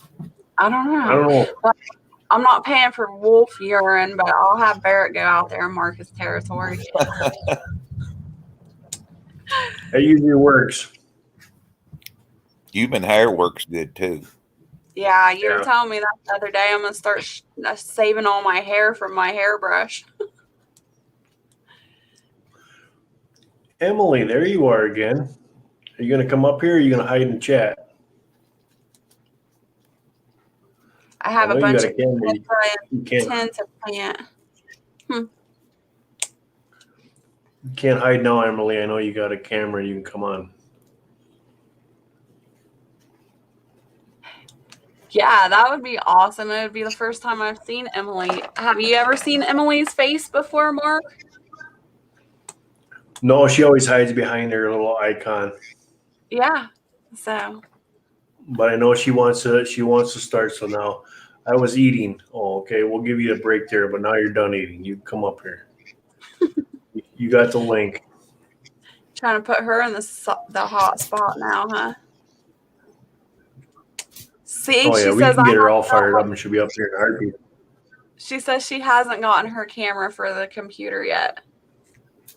You got your phone. Don't give me any excuses.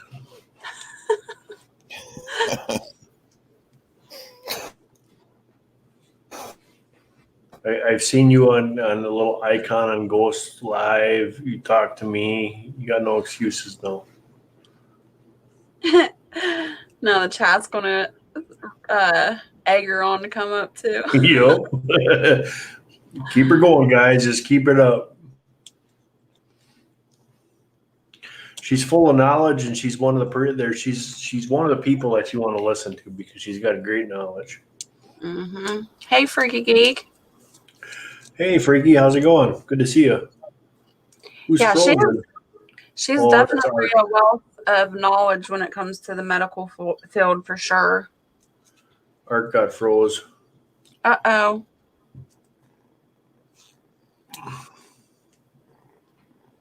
He'll pop back. Laura, the rabbits like my dinosaur kale. Pea shoots, sunflowers, chomp them down. Ugh. Make sure you give Art the. I hope he's got the link. Oh, Come back.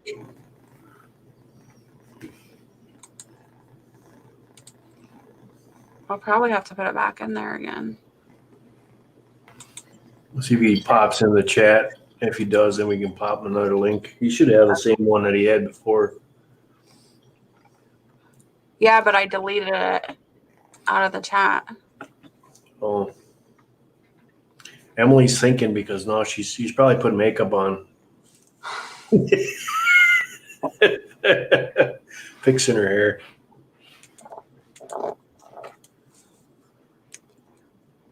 Y'all are cray cray. I don't know stuff. Yes, you do, Emily L. Don't you be fibbing.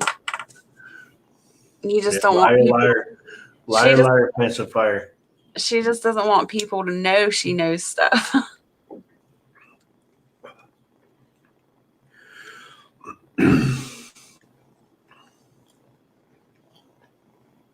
What Ark? Oh, there's my internet booted me. Laugh out loud. Ark Wildman says.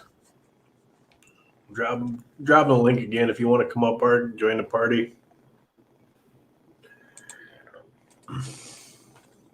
There's the link, Ark.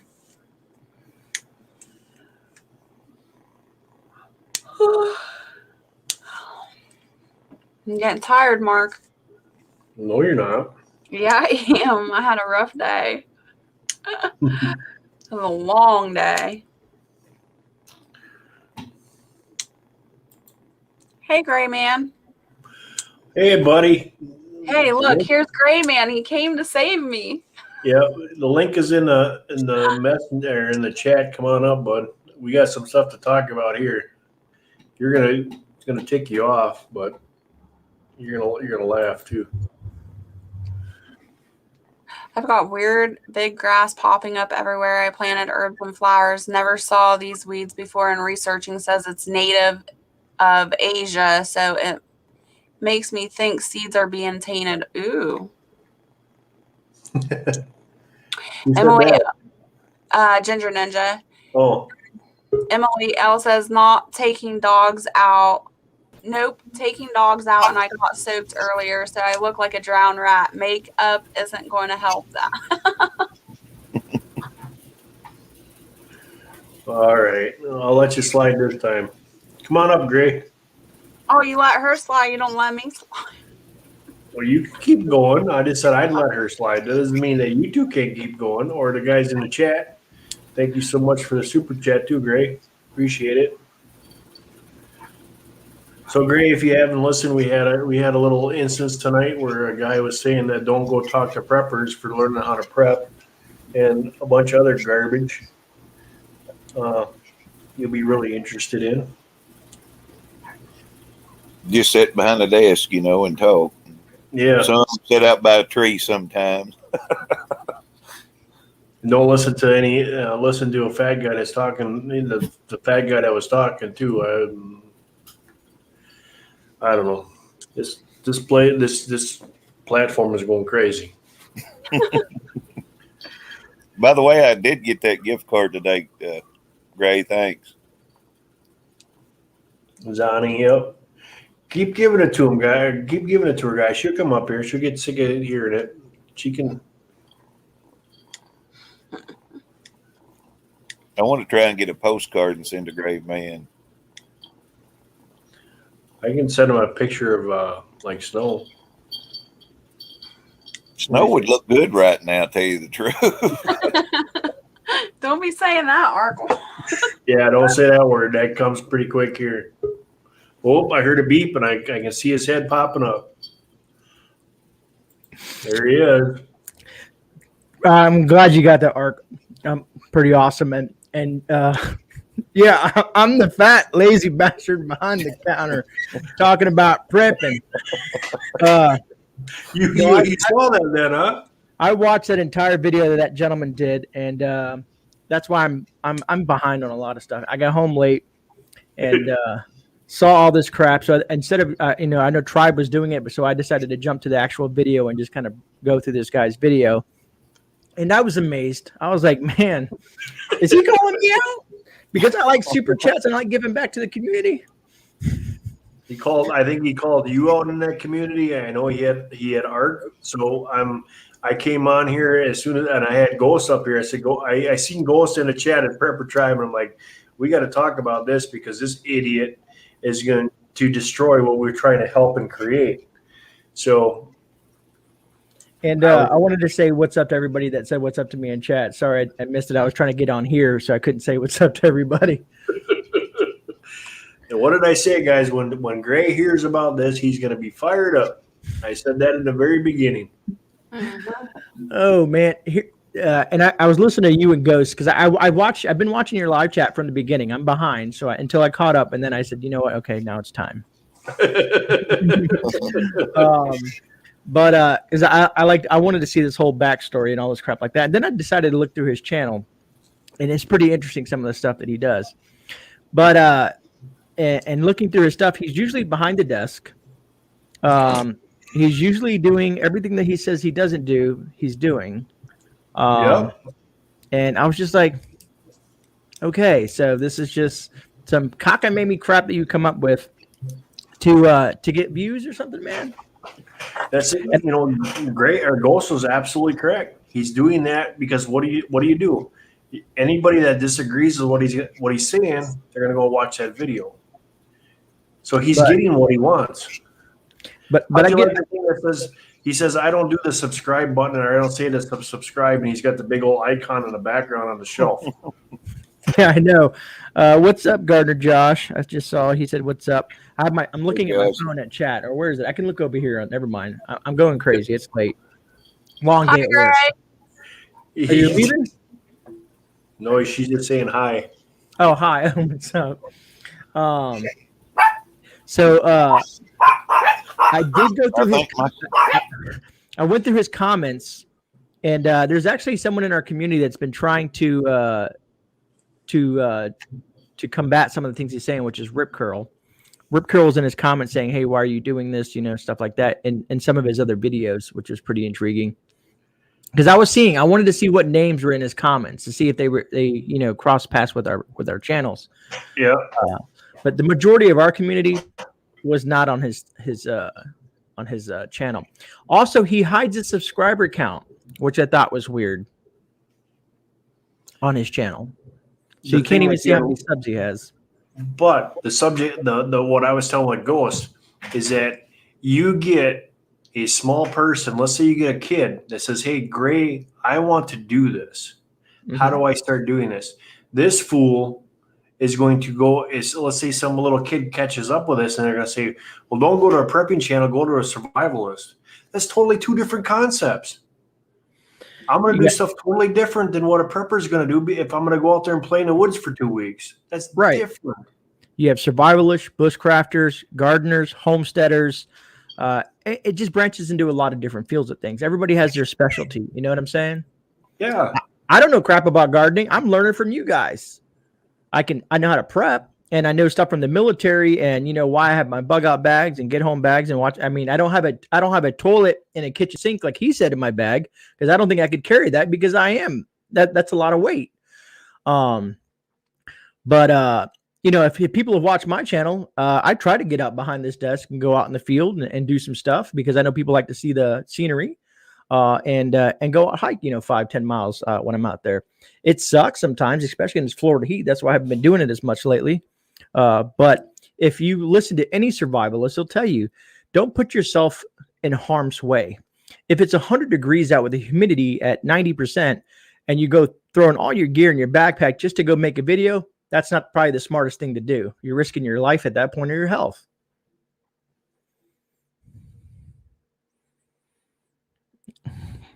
Jack of all trades, muzzle flash.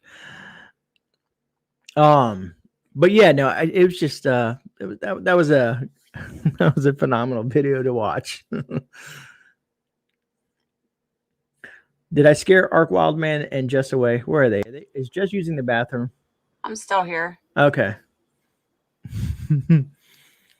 I didn't mean to take over everything. No, it's okay. I needed a break so I could get up and walk around and move. That's why I said, Gray Man's here. He came to save me. Well, I was in the room and I was going to retire for the evening because I have to get up for work in the morning. Luckily, it's my Friday tomorrow. And I said, well, I finally caught up to Mark's chat. Let me just do a super chat. That's why I put the suckers in there, Mark, because he says people who super chat are suckers. So I wanted to be a sucker in your live stream. And he was wrong. YouTube only takes about 30%, not 50%. So I guess he doesn't get super chats very often.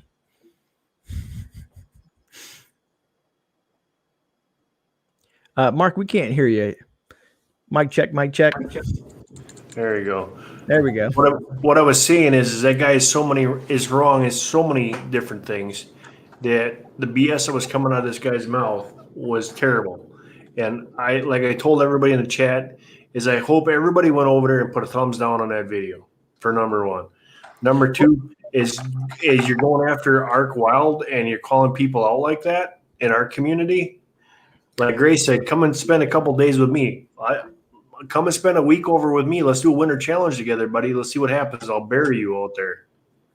I don't think he has half the talent that Ark Wildman has to know and go out and know these plants, to know and go out and do these. I mean, Ark lives kind of like a primitive lifestyle, and to do some of the things he does, I don't think this man could. No. And especially if you have enough money to afford $100,000 bunker. I mean, if I had $100,000, I'd be in a fucking, or excuse my language, I would be in a sorry, I get a little carried away sometimes. I would be in a cabin in the mountains, way at the top somewhere where everybody could leave me the heck alone. Probably still do YouTube because I love the community. But for that kind of money, I'm going to put a $100,000 bunker in my backyard. Ooh, there we go. There got some legs on that one. Oh, buddy. Wow. That's a big boy. I'll tell you what, I'll guarantee you that dude sitting in his mama's basement, that's his $100,000 bunker. Could be a possibility, brother. Because Gardner Josh. Love you too, Josh. Oh yeah, I forgot we gotta go back over here, guys. I gotta find the right one. Nope, not that one. Nope, not that one. Jess, if you kiss it, it might turn into a prince. No, I don't need no prince. we gotta do the super chat dance. I ain't kissing that slimy thing.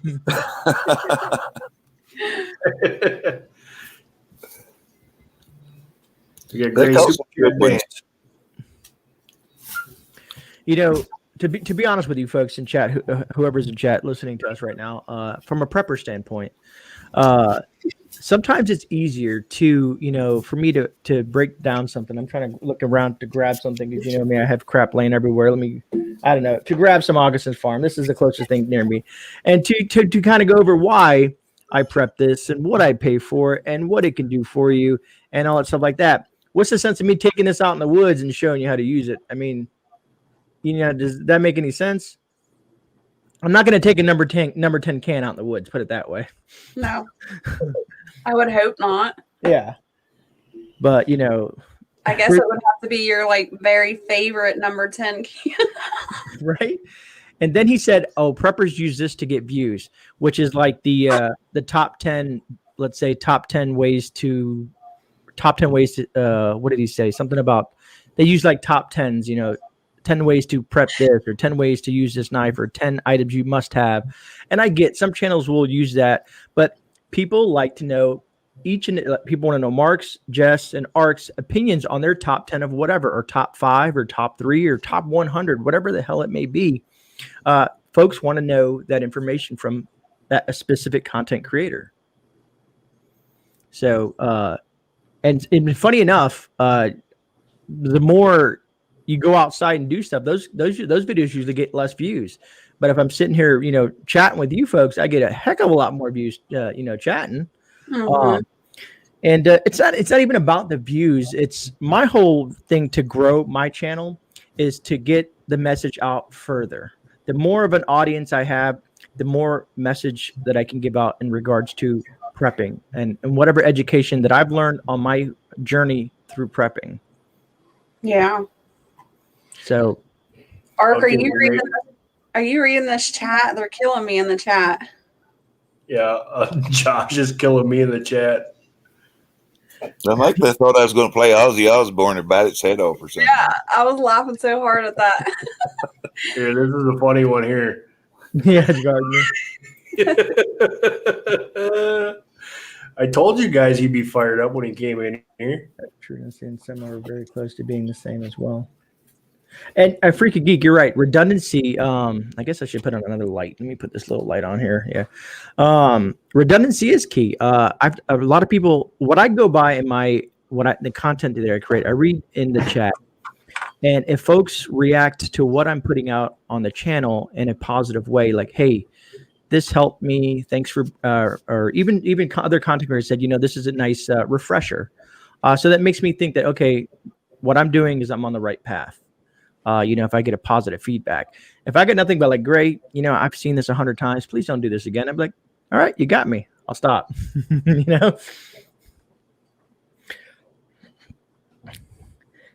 Let me see here. What did Zane say? Wait. Yes, exactly, Zane. And that's what I'm saying. I've learned so many growing techniques from all you guys in comments and in chat. Marcus taught me a lot. Zane and Voodoo and Be Charming and Josh. There's so many you great folks in this community that have taught me so many things to help my first year in gardening be what it is.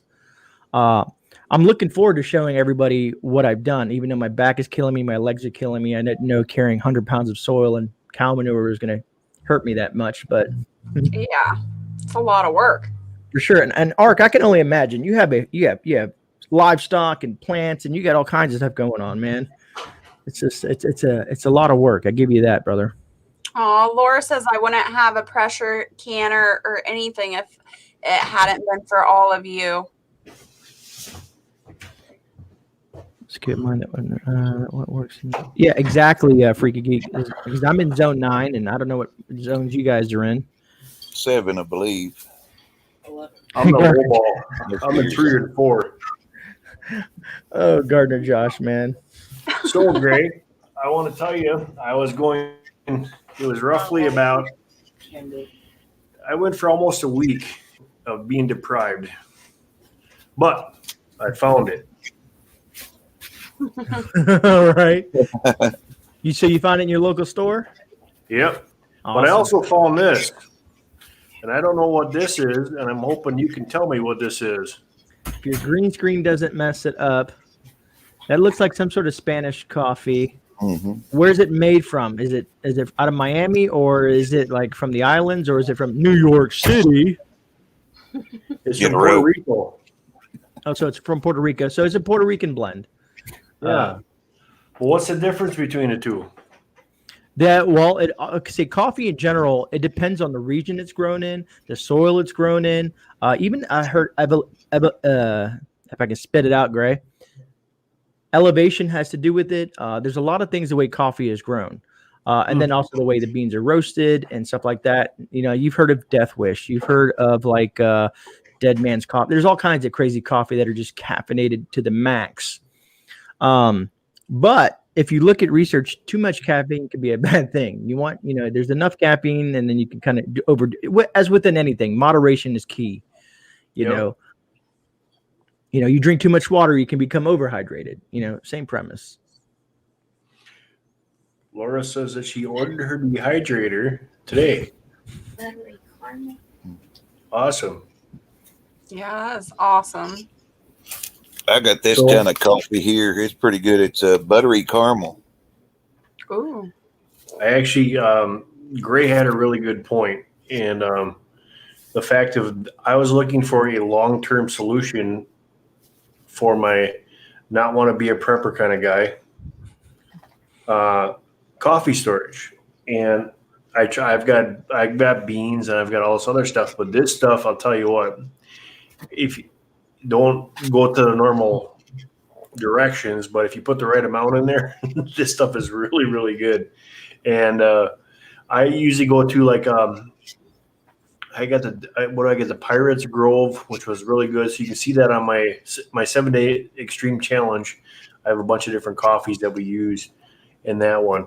But this stuff here, the fact that I can put this on a rack and not worry about it. The only thing that I don't understand is the stuff that you sent me. I don't remember. I think the date was 2020. What was the date on that one? 2020. 2023. Okay, so this is the same. It's 2023 right now. So I got to use this before that or just rotate it? No, that's best by date, and I would just rotate it in and out of your Okay, coffee yeah. supply. All right. And I guess what else I found in my local big box store was the powder, peanut butter powder. Wow. Yep, that exact one. But I got it at a lot bigger can. That was originally my original plan today. I was going to go through the stuff that I got for my not prepper pantry, and then I watched that video for the 10 minutes, and I'm like, okay, this has got to stop. Yeah. Northern Woods Peachtree, you didn't know he had it set for kids only. That's why I couldn't comment. I knew it was set to kids only. I didn't know you didn't know that, though. Kids only. Okay. Yeah, like when you have your videos set to kids only, nobody can comment on the videos. So every time I Yep. went to watch one of her videos, I couldn't comment. I'm like, what the heck? Yeah, Gardner Josh, newsflash, peanut butter comes in powder. Yep. I didn't know that. Just add water. It's the best way to store peanut butter long term.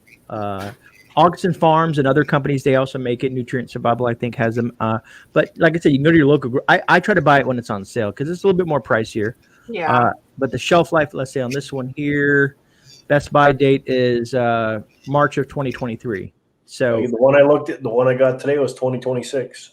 yeah, so look at the dates, because you got to think at the grocery store. I don't know if you guys do what I do or do what I. Yeah, Gardner Josh, go ahead and make fun of me. But I always grab from the back. I always look for the freshest dates. I'm that pain in the butt that always messes everything up. That they try to do the stockers. I look for okay, this is the longest date there, and I grab that one and put it in my cart. Hey, Gray, we can't talk about this because we don't know what we're talking about. Yeah. Are y'all's grocery stores like ours? They put the cheaper beet on the bottom, and you can always dig to the bottom to get the cheaper.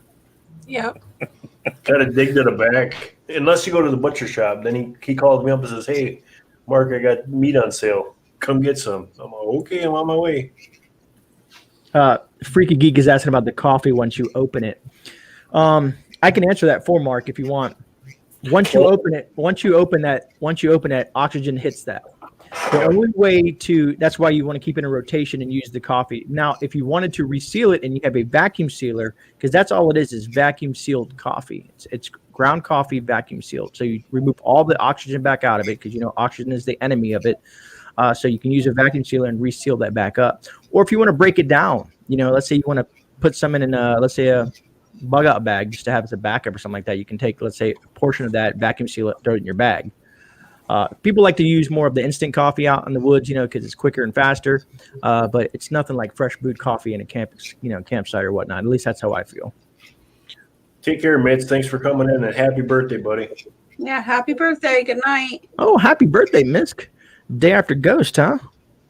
So, guys, one of the things that a prepper taught me, for the idiot on the other side of the channel there, is I have half of the size, and I have a full-size one. So depending on which one you want to deal with, if you want the bigger one or the littler one, you have that opportunity. Both of them are from 2026, so I can actually do what I want. So that's for the Yahoo that. Ark is making me jealous. I'll be right back. What, with a dog, or what is he doing? I got a lazy kitty. Probably the coffee. I don't Look at know. that. Look at that. Say hi, Marley. Oh, he just wants to lay back down and go to sleep. Nope. I have a little hound one too. I didn't know you had a dog. My huge dog passed away a couple months back, so I'm looking for a new pup. This is Lady Gray's dog, the little tiny thing. Say hi to the folks in chat, please. Well, see, you need to do like we did. We put a big old cowbell on this one so we can hear him coming. This one is a yapper. It's like a door alarm. Well, I'm sorry. I interrupted your sleep. Sorry. Newsflash, they're different sizes. Josh. So we won't get that. We won't even worry about getting the big boys up. That's the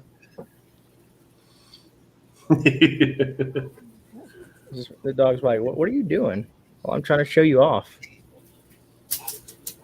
Someone's gonna screenshot this. Gray's got a little pup.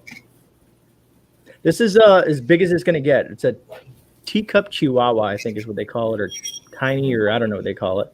Oh, Laura, you're awesome. I saw Ark and I was like, I want to pet a dog too. It's therapeutic.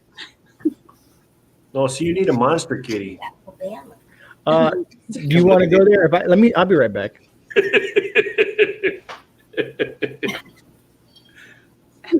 Gardner Josh. I will never make fun of another man's dog or lack thereof. Hi, Mrs. Ark Wildman. How are you doing? All right. She's going to see Gray's puppy. Aw. I think he's going to get the monster kitty. No. Daddy giving me belly rubs. Sorry about the noise. This guy here is a monster he's an awesome snuggler at nighttime, but I'll tell you what, when he's full of energy, holy moly. I go outside, I get mauled by the cats. See, he's waking up because he's biting. Little baby. Oh, Ooh. Marley, come on, you're going to fall over. he's so cute. We named him Marley because he's got a big M on his head. Oh, they got him all. There's Gray's we got one of them too. This is a huge monster. She's probably gonna get mad at me. Look at the thing. Thing's a beast. Yep, she's mad at you. That makes sense. Oh, what was that? Uh-oh.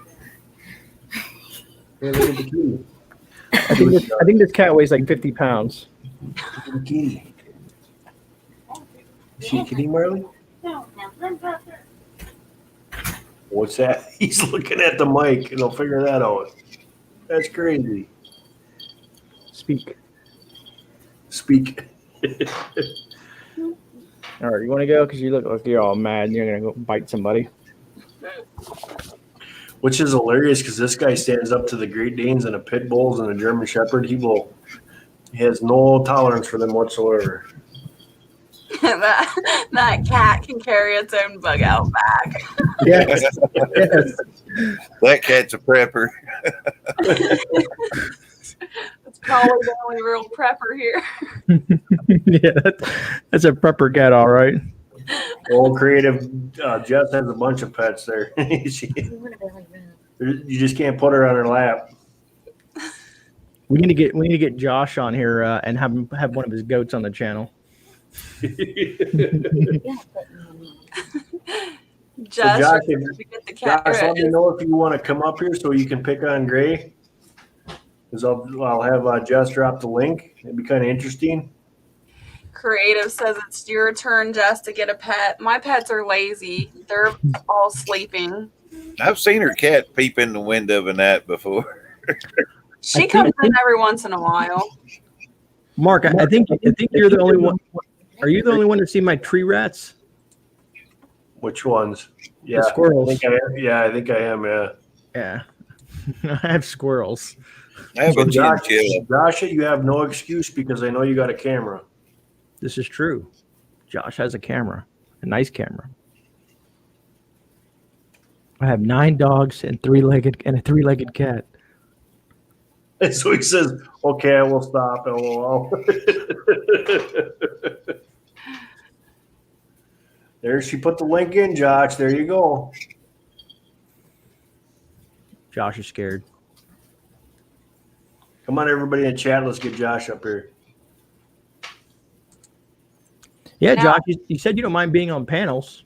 Yeah, I think you wore him in on the interview you did there, Gray Man. He's been on panels ever since.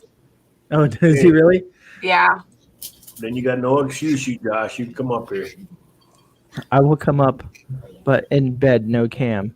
But we don't mind you seeing in bed, Josh. We want to see the real Josh.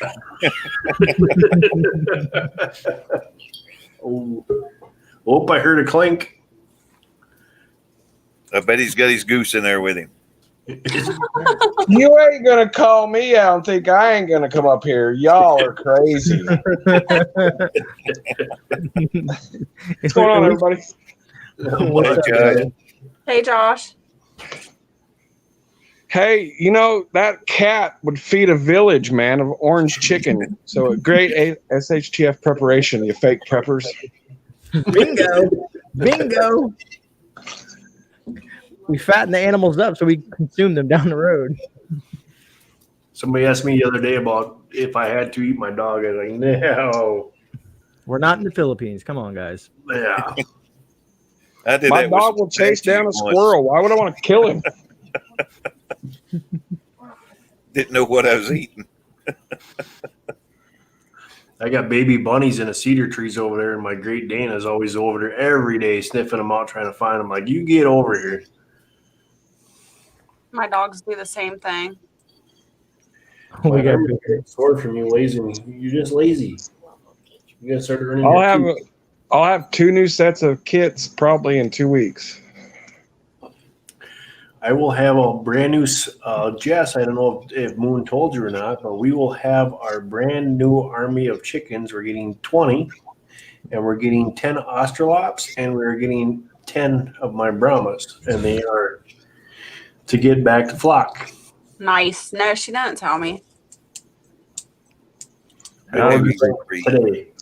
Hey, Mark, have you ever had a Wyandotte? No, because what did I do? I had the Brahmas. I have the ones like the Australops. I got to stay to the cold weather birds. Just the fact. A Wyandotte is a very cold weather bird. Oh, really? Okay. Yeah, No, our last cold spell, I was still getting eggs. That's why I like the Brahmas is because they really do really good in the wintertime. They lay heavy in the I winter. like that video You know- you did on Go ahead. Oh, my rooster? no, the one where you put the mulch and stuff in there and heated up your chicken house. Oh, yeah. Yeah, that's what I do too. Deep bed it. Yeah, it's the only problem with doing that is that you bring in other critters. So it's like open hunting season on rats. Yeah. Mark, Yeah. can you be so kind to put everybody's names up? Because we have Atypical Hustler says he doesn't know who the heck is on the panel because you took all our names away, Mark. Sorry. We've been bad.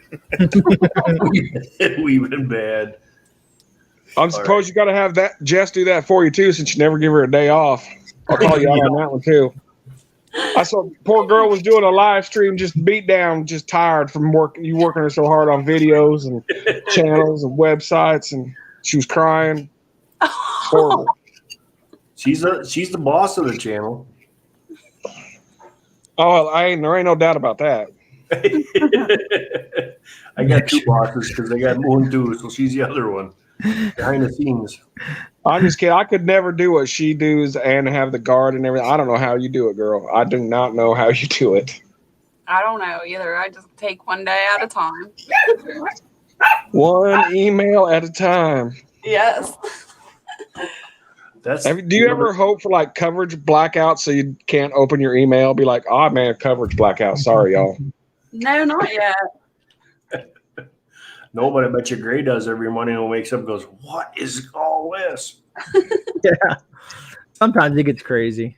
Maybe when I get as big as their channels, I'll feel differently. I'm a baby channel still.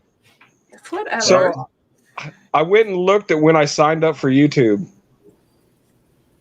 in 2014. I've been doing this almost 7 years. Oh, wow. Wow. Harvey says, let me see, 16 earthquakes in 1 hour just happened. Salton Sea, North in California, USA. Hey, did you guys know that on average there's 55 earthquakes a day? Yeah. Yeah, I watched Here's that. the thing. If there's a lot of little tiny earthquakes, people are saying something bad is going to happen. But if there's a lot of little tiny earthquakes, that means the fault's slipping. It's moving. It's not stuck. Therefore, it's not building immense amounts of pressures to release a big one. So it's when it's not moving for like there's no earthquakes for 3 weeks, and everybody should start worrying. Yeah, agreed. Yeah, it's building up pressure. Gray, Laura says she emailed you weeks ago. No reply. Laura? Man. See, this is why I got to do it like a member only email and some other emails because I've been getting I've been getting a lot of emails from a certain subscriber, like 5 a day. I'm not going to say who it is. It's not me. It's not you. And then now I'm getting emails. I've gotten emails from people that want me to do some sort of documentary, and I'm like, yeah, has to be a scam. They want me to go on TV as a prepper. I'm like, yeah, I'm not doing that. Man, that was going around. That was going around a while ago. You know, I was on national radio today. I was on Sirius XM on the David Webb show. What were you doing on there? I heard how come we didn't know about it? Yeah. Because I was mad. I was driving down the road. I heard someone talk about preppers and say they were hoarders and the reason behind like the crisis. So I said, yep. Oh, snap. Somebody triggered Gray Man in a traffic jam. I called in. If anybody hears it, they'll know it's me because they say, hey, this is welcome, Gray from Florida. And I was like, hey, man, that last caller you had was talking about preppers. And then I just laid into it. And then he asked me about the toilet paper thing. And I was like, David, the whole toilet paper thing was a mass media campaign to put people into a panic. Because us preppers, we've had toilet paper. We've been doing this for years and years and years and decades. So it's not us. We sit back and drink beer and watch the chaos when this happens. We don't worry about toilet paper, y'all. So I mean, I'll scoop my ass on the ground if I have to. It's not a big deal. I got plenty of mulling. So Jess, you heard that Josh just said now you got to start answering all of the comments. Who, me? No.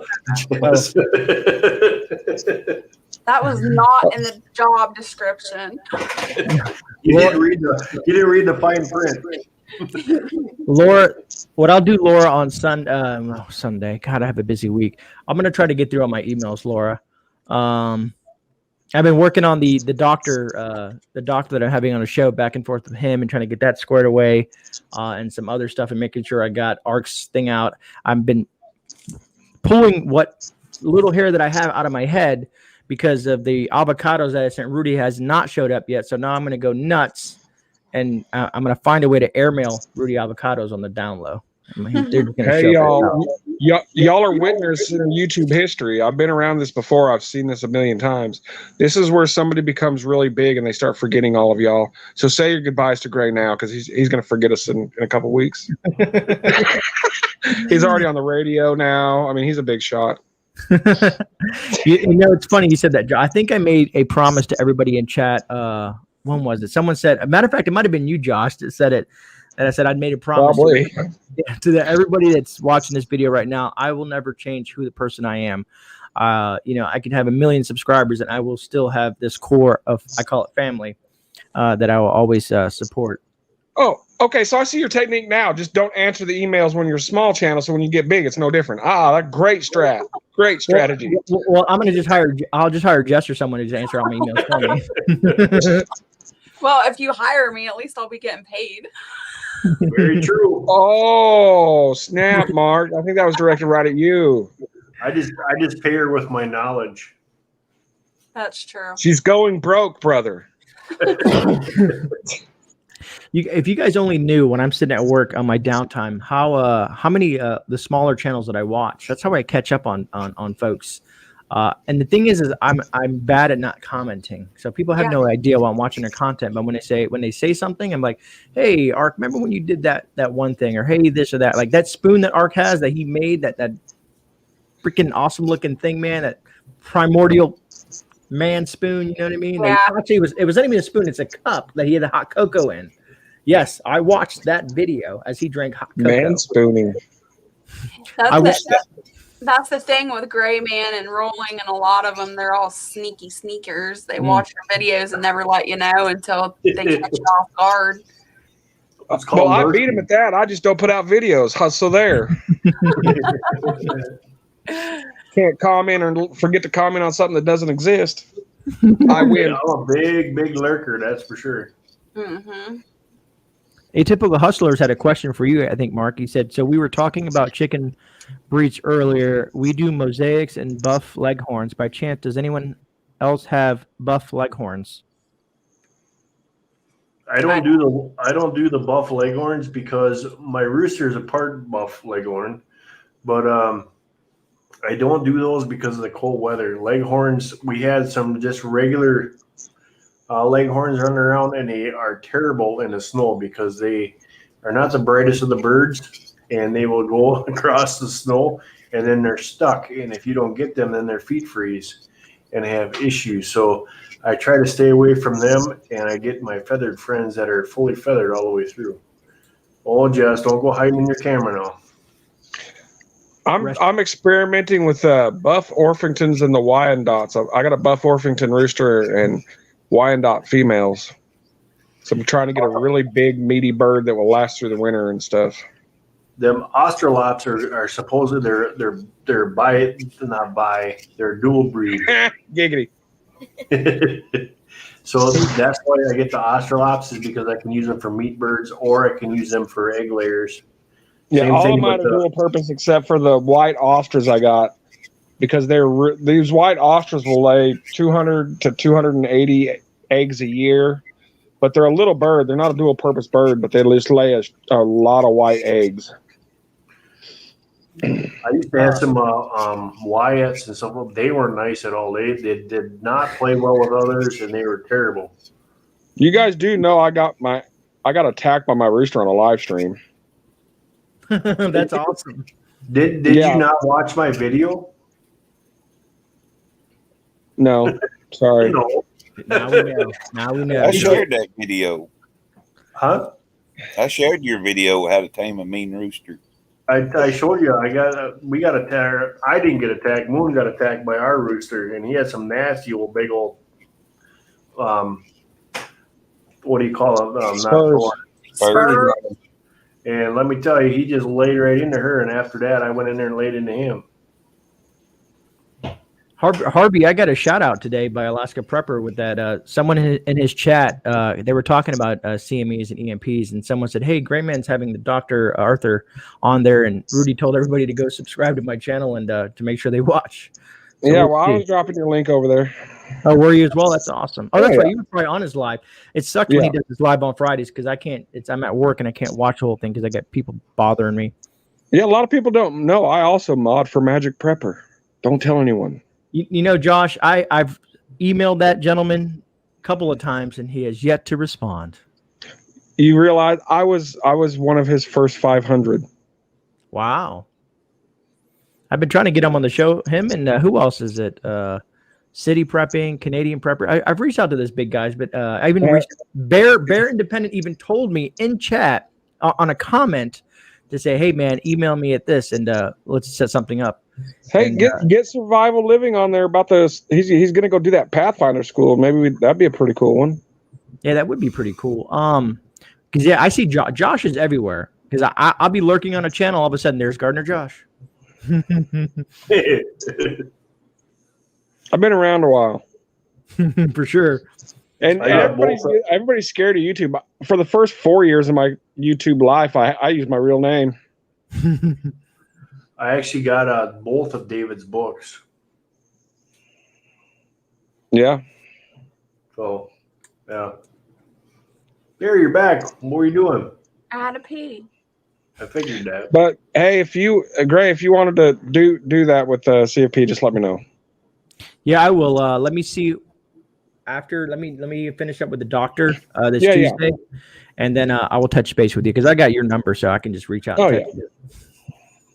Let me see who else we got here. Northwoods. Just remember the block button when you get popular. Luckily my mods I have really great mods, and they usually catch a lot of the bad stuff for me. There ain't nothing getting through when I'm in there. I'm just saying. See, they don't like coming in here when everybody's blue. That's what I like doing with mine, is that when you come in, you spend some time here and you've been here a while, you turn blue. And when a troll decides to pop in here and they see all that blue. But when you get troll rated with all that blue, it can be very, very annoying. Everybody's blue. You hide somebody and they hide them because they're lagging about 2 seconds behind you. So you're sitting there constantly hiding, unhiding, and it's fun to watch. But kind of like over there on Dangerous After Dark. Yeah. I was like, and then he brought one on the panel. I was like, bro, I was sitting there. I was texting him like, dude, get him off. And he mooned everybody. Yep. I seen that one from. I'm on satellite, so all of my mods are probably faster than me, so I don't have to worry about it. Shoot, have you seen how fast Harvey can be sometimes? I don't even bother trying to post links with a Harvey in there. There's no point. It just gets frustrating. It's like, nope, Harvey's on it. Just leave Harvey in his zone, and let's talk about potatoes. Gardener Josh, you're sitting there trying to race him. You said, you know what, Gray? Actually, the two that would be the kingpins of NASCAR mods would be Harvey and Jarvis. Yeah. Jarvis. You want to talk about another one that's quick and on the ball is Jarvis. How many people have Angry Pepper as their mod? Who had Angry Pepper as their channel before you did? But he's one of my mods, though. He's one of my moderators. I don't know how that would go. I don't think he'd block anybody. He'd want to be the guy to sit there and argue with the troll for 20 minutes. No, I gave him the wrench because I know it drove him crazy, so I gave him a wrench a while back. We'll play. Sometimes we'll do the super chat tag. I'll super chat him, and then he'll super chat me back. Look who's coming in clutch with the massive super chat. Oh, Dragon, good to see you, buddy. Hey, Dragon. As the world turns, rolling makes Ghost Pepper tequila. Yeah, we could do that. I made some Ghost Pepper vodka. Carolina Reaper vodka. Cicada instead of a worm. Well, we gotta have the dancing guys come on now because super chats. Where are they? There's someone in my chat that anytime someone super chat, I think it's Kaylin Strain. Anytime someone super chats, she always types it, boom, super chat. Can't use that word. Can't use boom. That's not yours. That's trademarked. Thank you so much, Ghost. Dragon. You got my mind thinking of Ghost. Do you know what Ghost's new nickname is, right? Who? Ghost. Yeah, we're gonna either call him the Prepper Buddha or the Confucius of canning. I was just say his nickname is Boo. Yeah, but I don't want to call him Boo. That's crossing lines. Hey, Boo. No. I tried to make it work, but If you were Josh, were you in? Yeah, you were in that chat because I saw you in there. I was waiting for Ghost to light him right up. I thought. Ghost was on fire. I know he was great, but I thought, That guy triggered me, man. I was all typing in caps. I don't ever do that. I told Ghost, I said, we got to talk about this. So I'm going live in 5. And then I said, first thing I said when I came on here, I'm like, yep. When Greg gets a hold of what's going on, he is going to be on fire. And he come in here just lighting everything up. I have a feeling that the mods are going to have a workout on Tuesday because it's going to be, I don't know. I'm just maybe I'm jinxing myself. Maybe there'll only be 10 people in chat. I don't know, but I hope that idiot shows up on one of our lives. I really do. Well, hopefully not on that live because this is a very important live, and I want to. We got it. Don't worry about it, Greg. We got it. You're talking about Tuesday night or Tuesday morning? Which one are you talking about? Because you got Tuesday morning this week. Jeez, it's going to be a heck of a day, man. At least you're running Tuesday morning this time. Don't worry, Mark. He's so big, he's just going to cancel on you. I mean, that's pretty much how that's going to go. Oh boy. Oh, this would be a fun week. He's not like that. Yeah, Harvey Black, Sure. that would be insane. If we hit 1,000 in chat, Harvey, that's going to be insane. That'd be cool. It'd be great. It definitely would be great. I think it's just going to be, it's going to be really cool to have someone like that of that caliber to have that discussion with, because people are always, we can always speculate about CMEs and EMPs and stuff like that, but someone who is, revered as one of the nation's specialists in CMEs and EMPs, to have that person on the panel, to me is just like, wow, that's just pretty awesome. So anybody who has questions, people like always wondered, what happens if this, or how do you prepare for that, and something like this. So these are going to be, you're going to get a scientific version of what you should. I'm going to embarrass you. I'm going to be like, hey man, is the sun hot? Probably. Hey man, are solar panels cool? I've always wondered that with solar panels. Reptilian overlord? Has anybody ever thought about that? Are solar panels safe during an EMP? Like, for the most part, because they're on your roof. Most people have the full panels on their roof, or these large panels. I always wondered about that. That'd be all right. These questions are to be answered. And these are the days of our lives. Oh, I probably can't say that. Got copyright. Like sands to the hourglass. So as you're looking and you're reading all that stuff, Josh, of that moron, what was your thought of that whole thing? Going, what was the thing that we're all fat?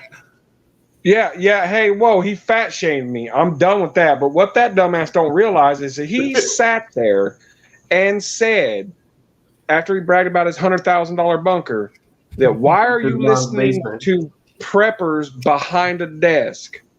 And then I look down, I'm like, fatty, you're behind a desk. You realize this, right? There's a desk in front of you. And you've got this retro oil lamp. Like, look at me. I can live in the 1800s, minus the keyboard and mouse and laptop that was in front of me.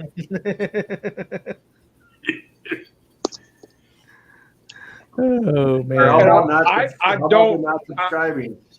Yeah, not one video does he have of him doing any prepping stuff because he doesn't want to take an extra 3-pound camera. I'm like, what? What? That's what I decided to do. I decided to go through all of his content and kind of cruise through his videos. And I was like, camera review. He did a camera review. He did a drone review. He did this. He went looks like he hiked here maybe for a few minutes. And I was just like, okay, so. And then I'm looking at it. He's the social justice prepper. I mean, he's what happens when a liberal prepper gets money. You guys, that's exactly. Understand though. I'm guarantee you that that's somebody's basement. That is, there's no way that he stuck $100,000 in a bunker. Well, that's fine. He could have that badass bunker. I don't have to dig a hole. All I need is the broomstick. Put it through the handle. He's done. Fucking bravo! You're a genius. Yeah, I wonder where his ventilation is. I Dragon, asked him repeatedly how big his garden was and how many animals he had. Didn't get an answer. hey, Dragon says the panels are safe, but the controllers aren't during the E EMP. So this is a question. Maybe I could ask it on Tuesday. I've seen some preppers overseas because I watch some overseas preppers and stuff like that, and they take their SD cards and wrap them in tinfoil and then stick them in their like EDC bags and stuff like that. Do you think tinfoil, wrapping stuff like that in tinfoil, would actually protect it from some sort of electromagnetic pulse? I did that with my credit cards in my wallet before I got my new wallet, and it's supposedly supposed to help because then the readers and everything can't get into it. So that was the process behind that. Is with your new credit cards and the chip, and anybody can come up and read it. You're supposed to wrap it in tinfoil, and they can't come by with the readers and get your information. And now they got the wallets that are actually protected. But Interesting. And who the hell gonna fill a bag on an Appalachian Trail for a bug out bag? What is that guy thinking? Really? The Appalachian Trail? A hike? A day in the woods? It's not a freaking picnic. Agreed. I didn't understand what he was saying either because I've watched, because I'm interested. I've thought about it. As I said, I'm probably too old. I'll probably die halfway going on that trail to take that trip from Georgia to Maine. I think it goes to. But and I thought, but usually I see these hikers. They don't pack heavy. They wear like these little different type of shoes. They don't wear boots or nothing like that. And they stop at these places, and they also go into town halfway. Let's say they spend a week out there, then they go into town and into a nice loft and hang out and eat all this good food and stuff like that. So it's not like they're actually bugging out. It's not like some sort of survival challenge. I'm not bugging out. This is my hill. I'm not going anywhere. I will die in my own brass. I mean, that's just the reality of it. I know if I try to take a backpack and flee, I'm dead anyway. So let's look at reality. Gray, you got the guy's channel up there. People in the chat is asking, who's this prepper guy? the one weirdo dude? Yeah. Oh, I can find it for you. I screenshotted it. Give me a second here. You're gonna get something wrong with his upper lip too. It's weird. Triggers me. You guys, I'm going to hop off here. I'm getting tired. All right, Jess. I'm not too far behind you. I'll see y'all later. Thanks, Mark, for having me up. Hey, no problem. Bye. Have a good night. Bye. You too. See you later.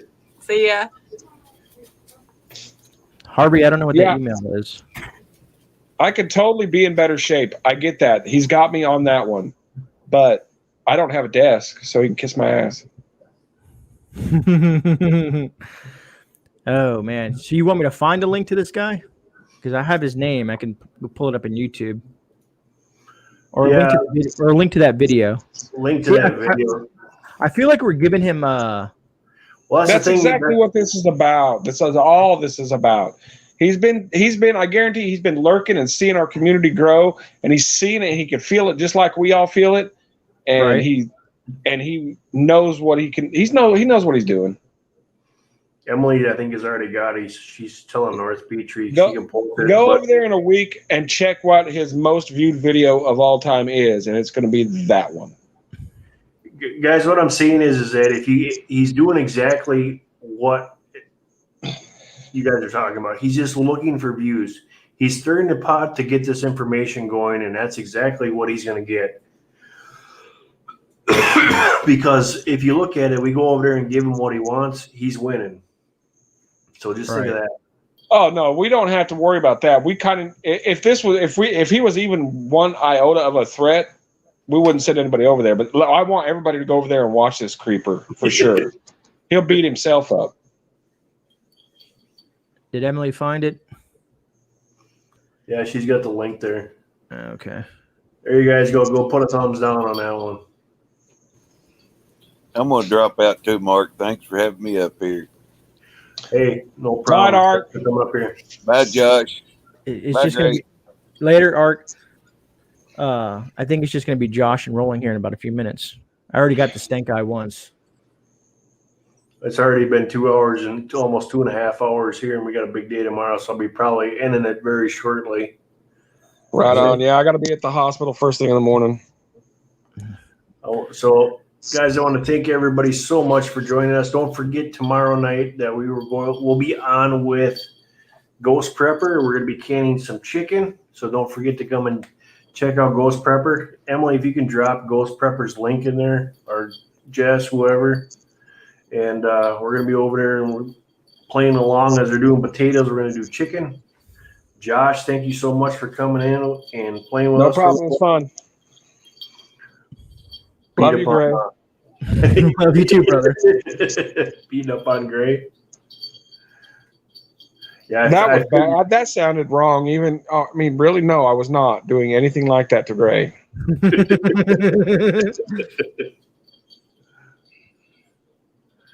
But yeah, you were. I'll probably be watching from work because you guys will be doing it while I'm at work. So I'll have to put it on my phone, or maybe I can put it on the TV. I won't be able to interact too much because I have customers and all that jazz. I was gonna surprise him and jump in there and do it, but then my wife went to the hospital, so I was like, I can't do it now. Oh, she okay? I hope. You can give us an update or text me down the road. Just want to make sure. Yeah, she's getting a little bit more coherent, but something's going on and they don't know what's up. So, Roger that, brother. Well, maybe you might not be a religious man. I don't know if you are or not, but I'll be sending prayers. Yeah, I'm a Mormon. That works. Awkward silence. Is it? I don't know too much about religions. Is the Mormons where they can have multiple wives, or is that something else? No, that was the deal with that. Was it started out that back in the day you could settle, and for every dependent you had, you got so much land. So they would bring family members out and say, "What? They're all my wives," so they'd get more land. They weren't technically married to them, and then a bunch of freakish perverts took it over, and they live in the southern part of Utah. Yeah, their phone books have 3 names in it. It's crazy. Interesting, intriguing. Ron, good to see you. All right, we'll see y'all later. All right, man. We're gonna shut. Everybody jumped in. We are ready to shut her down, guys. So we're gonna run our little ending here, which got Gray's and mine. Our schedule on there. We do our stuff on Tuesdays, and then he has his stuff that he's got going on. So you guys all take care. God bless, and I will catch you on the next one.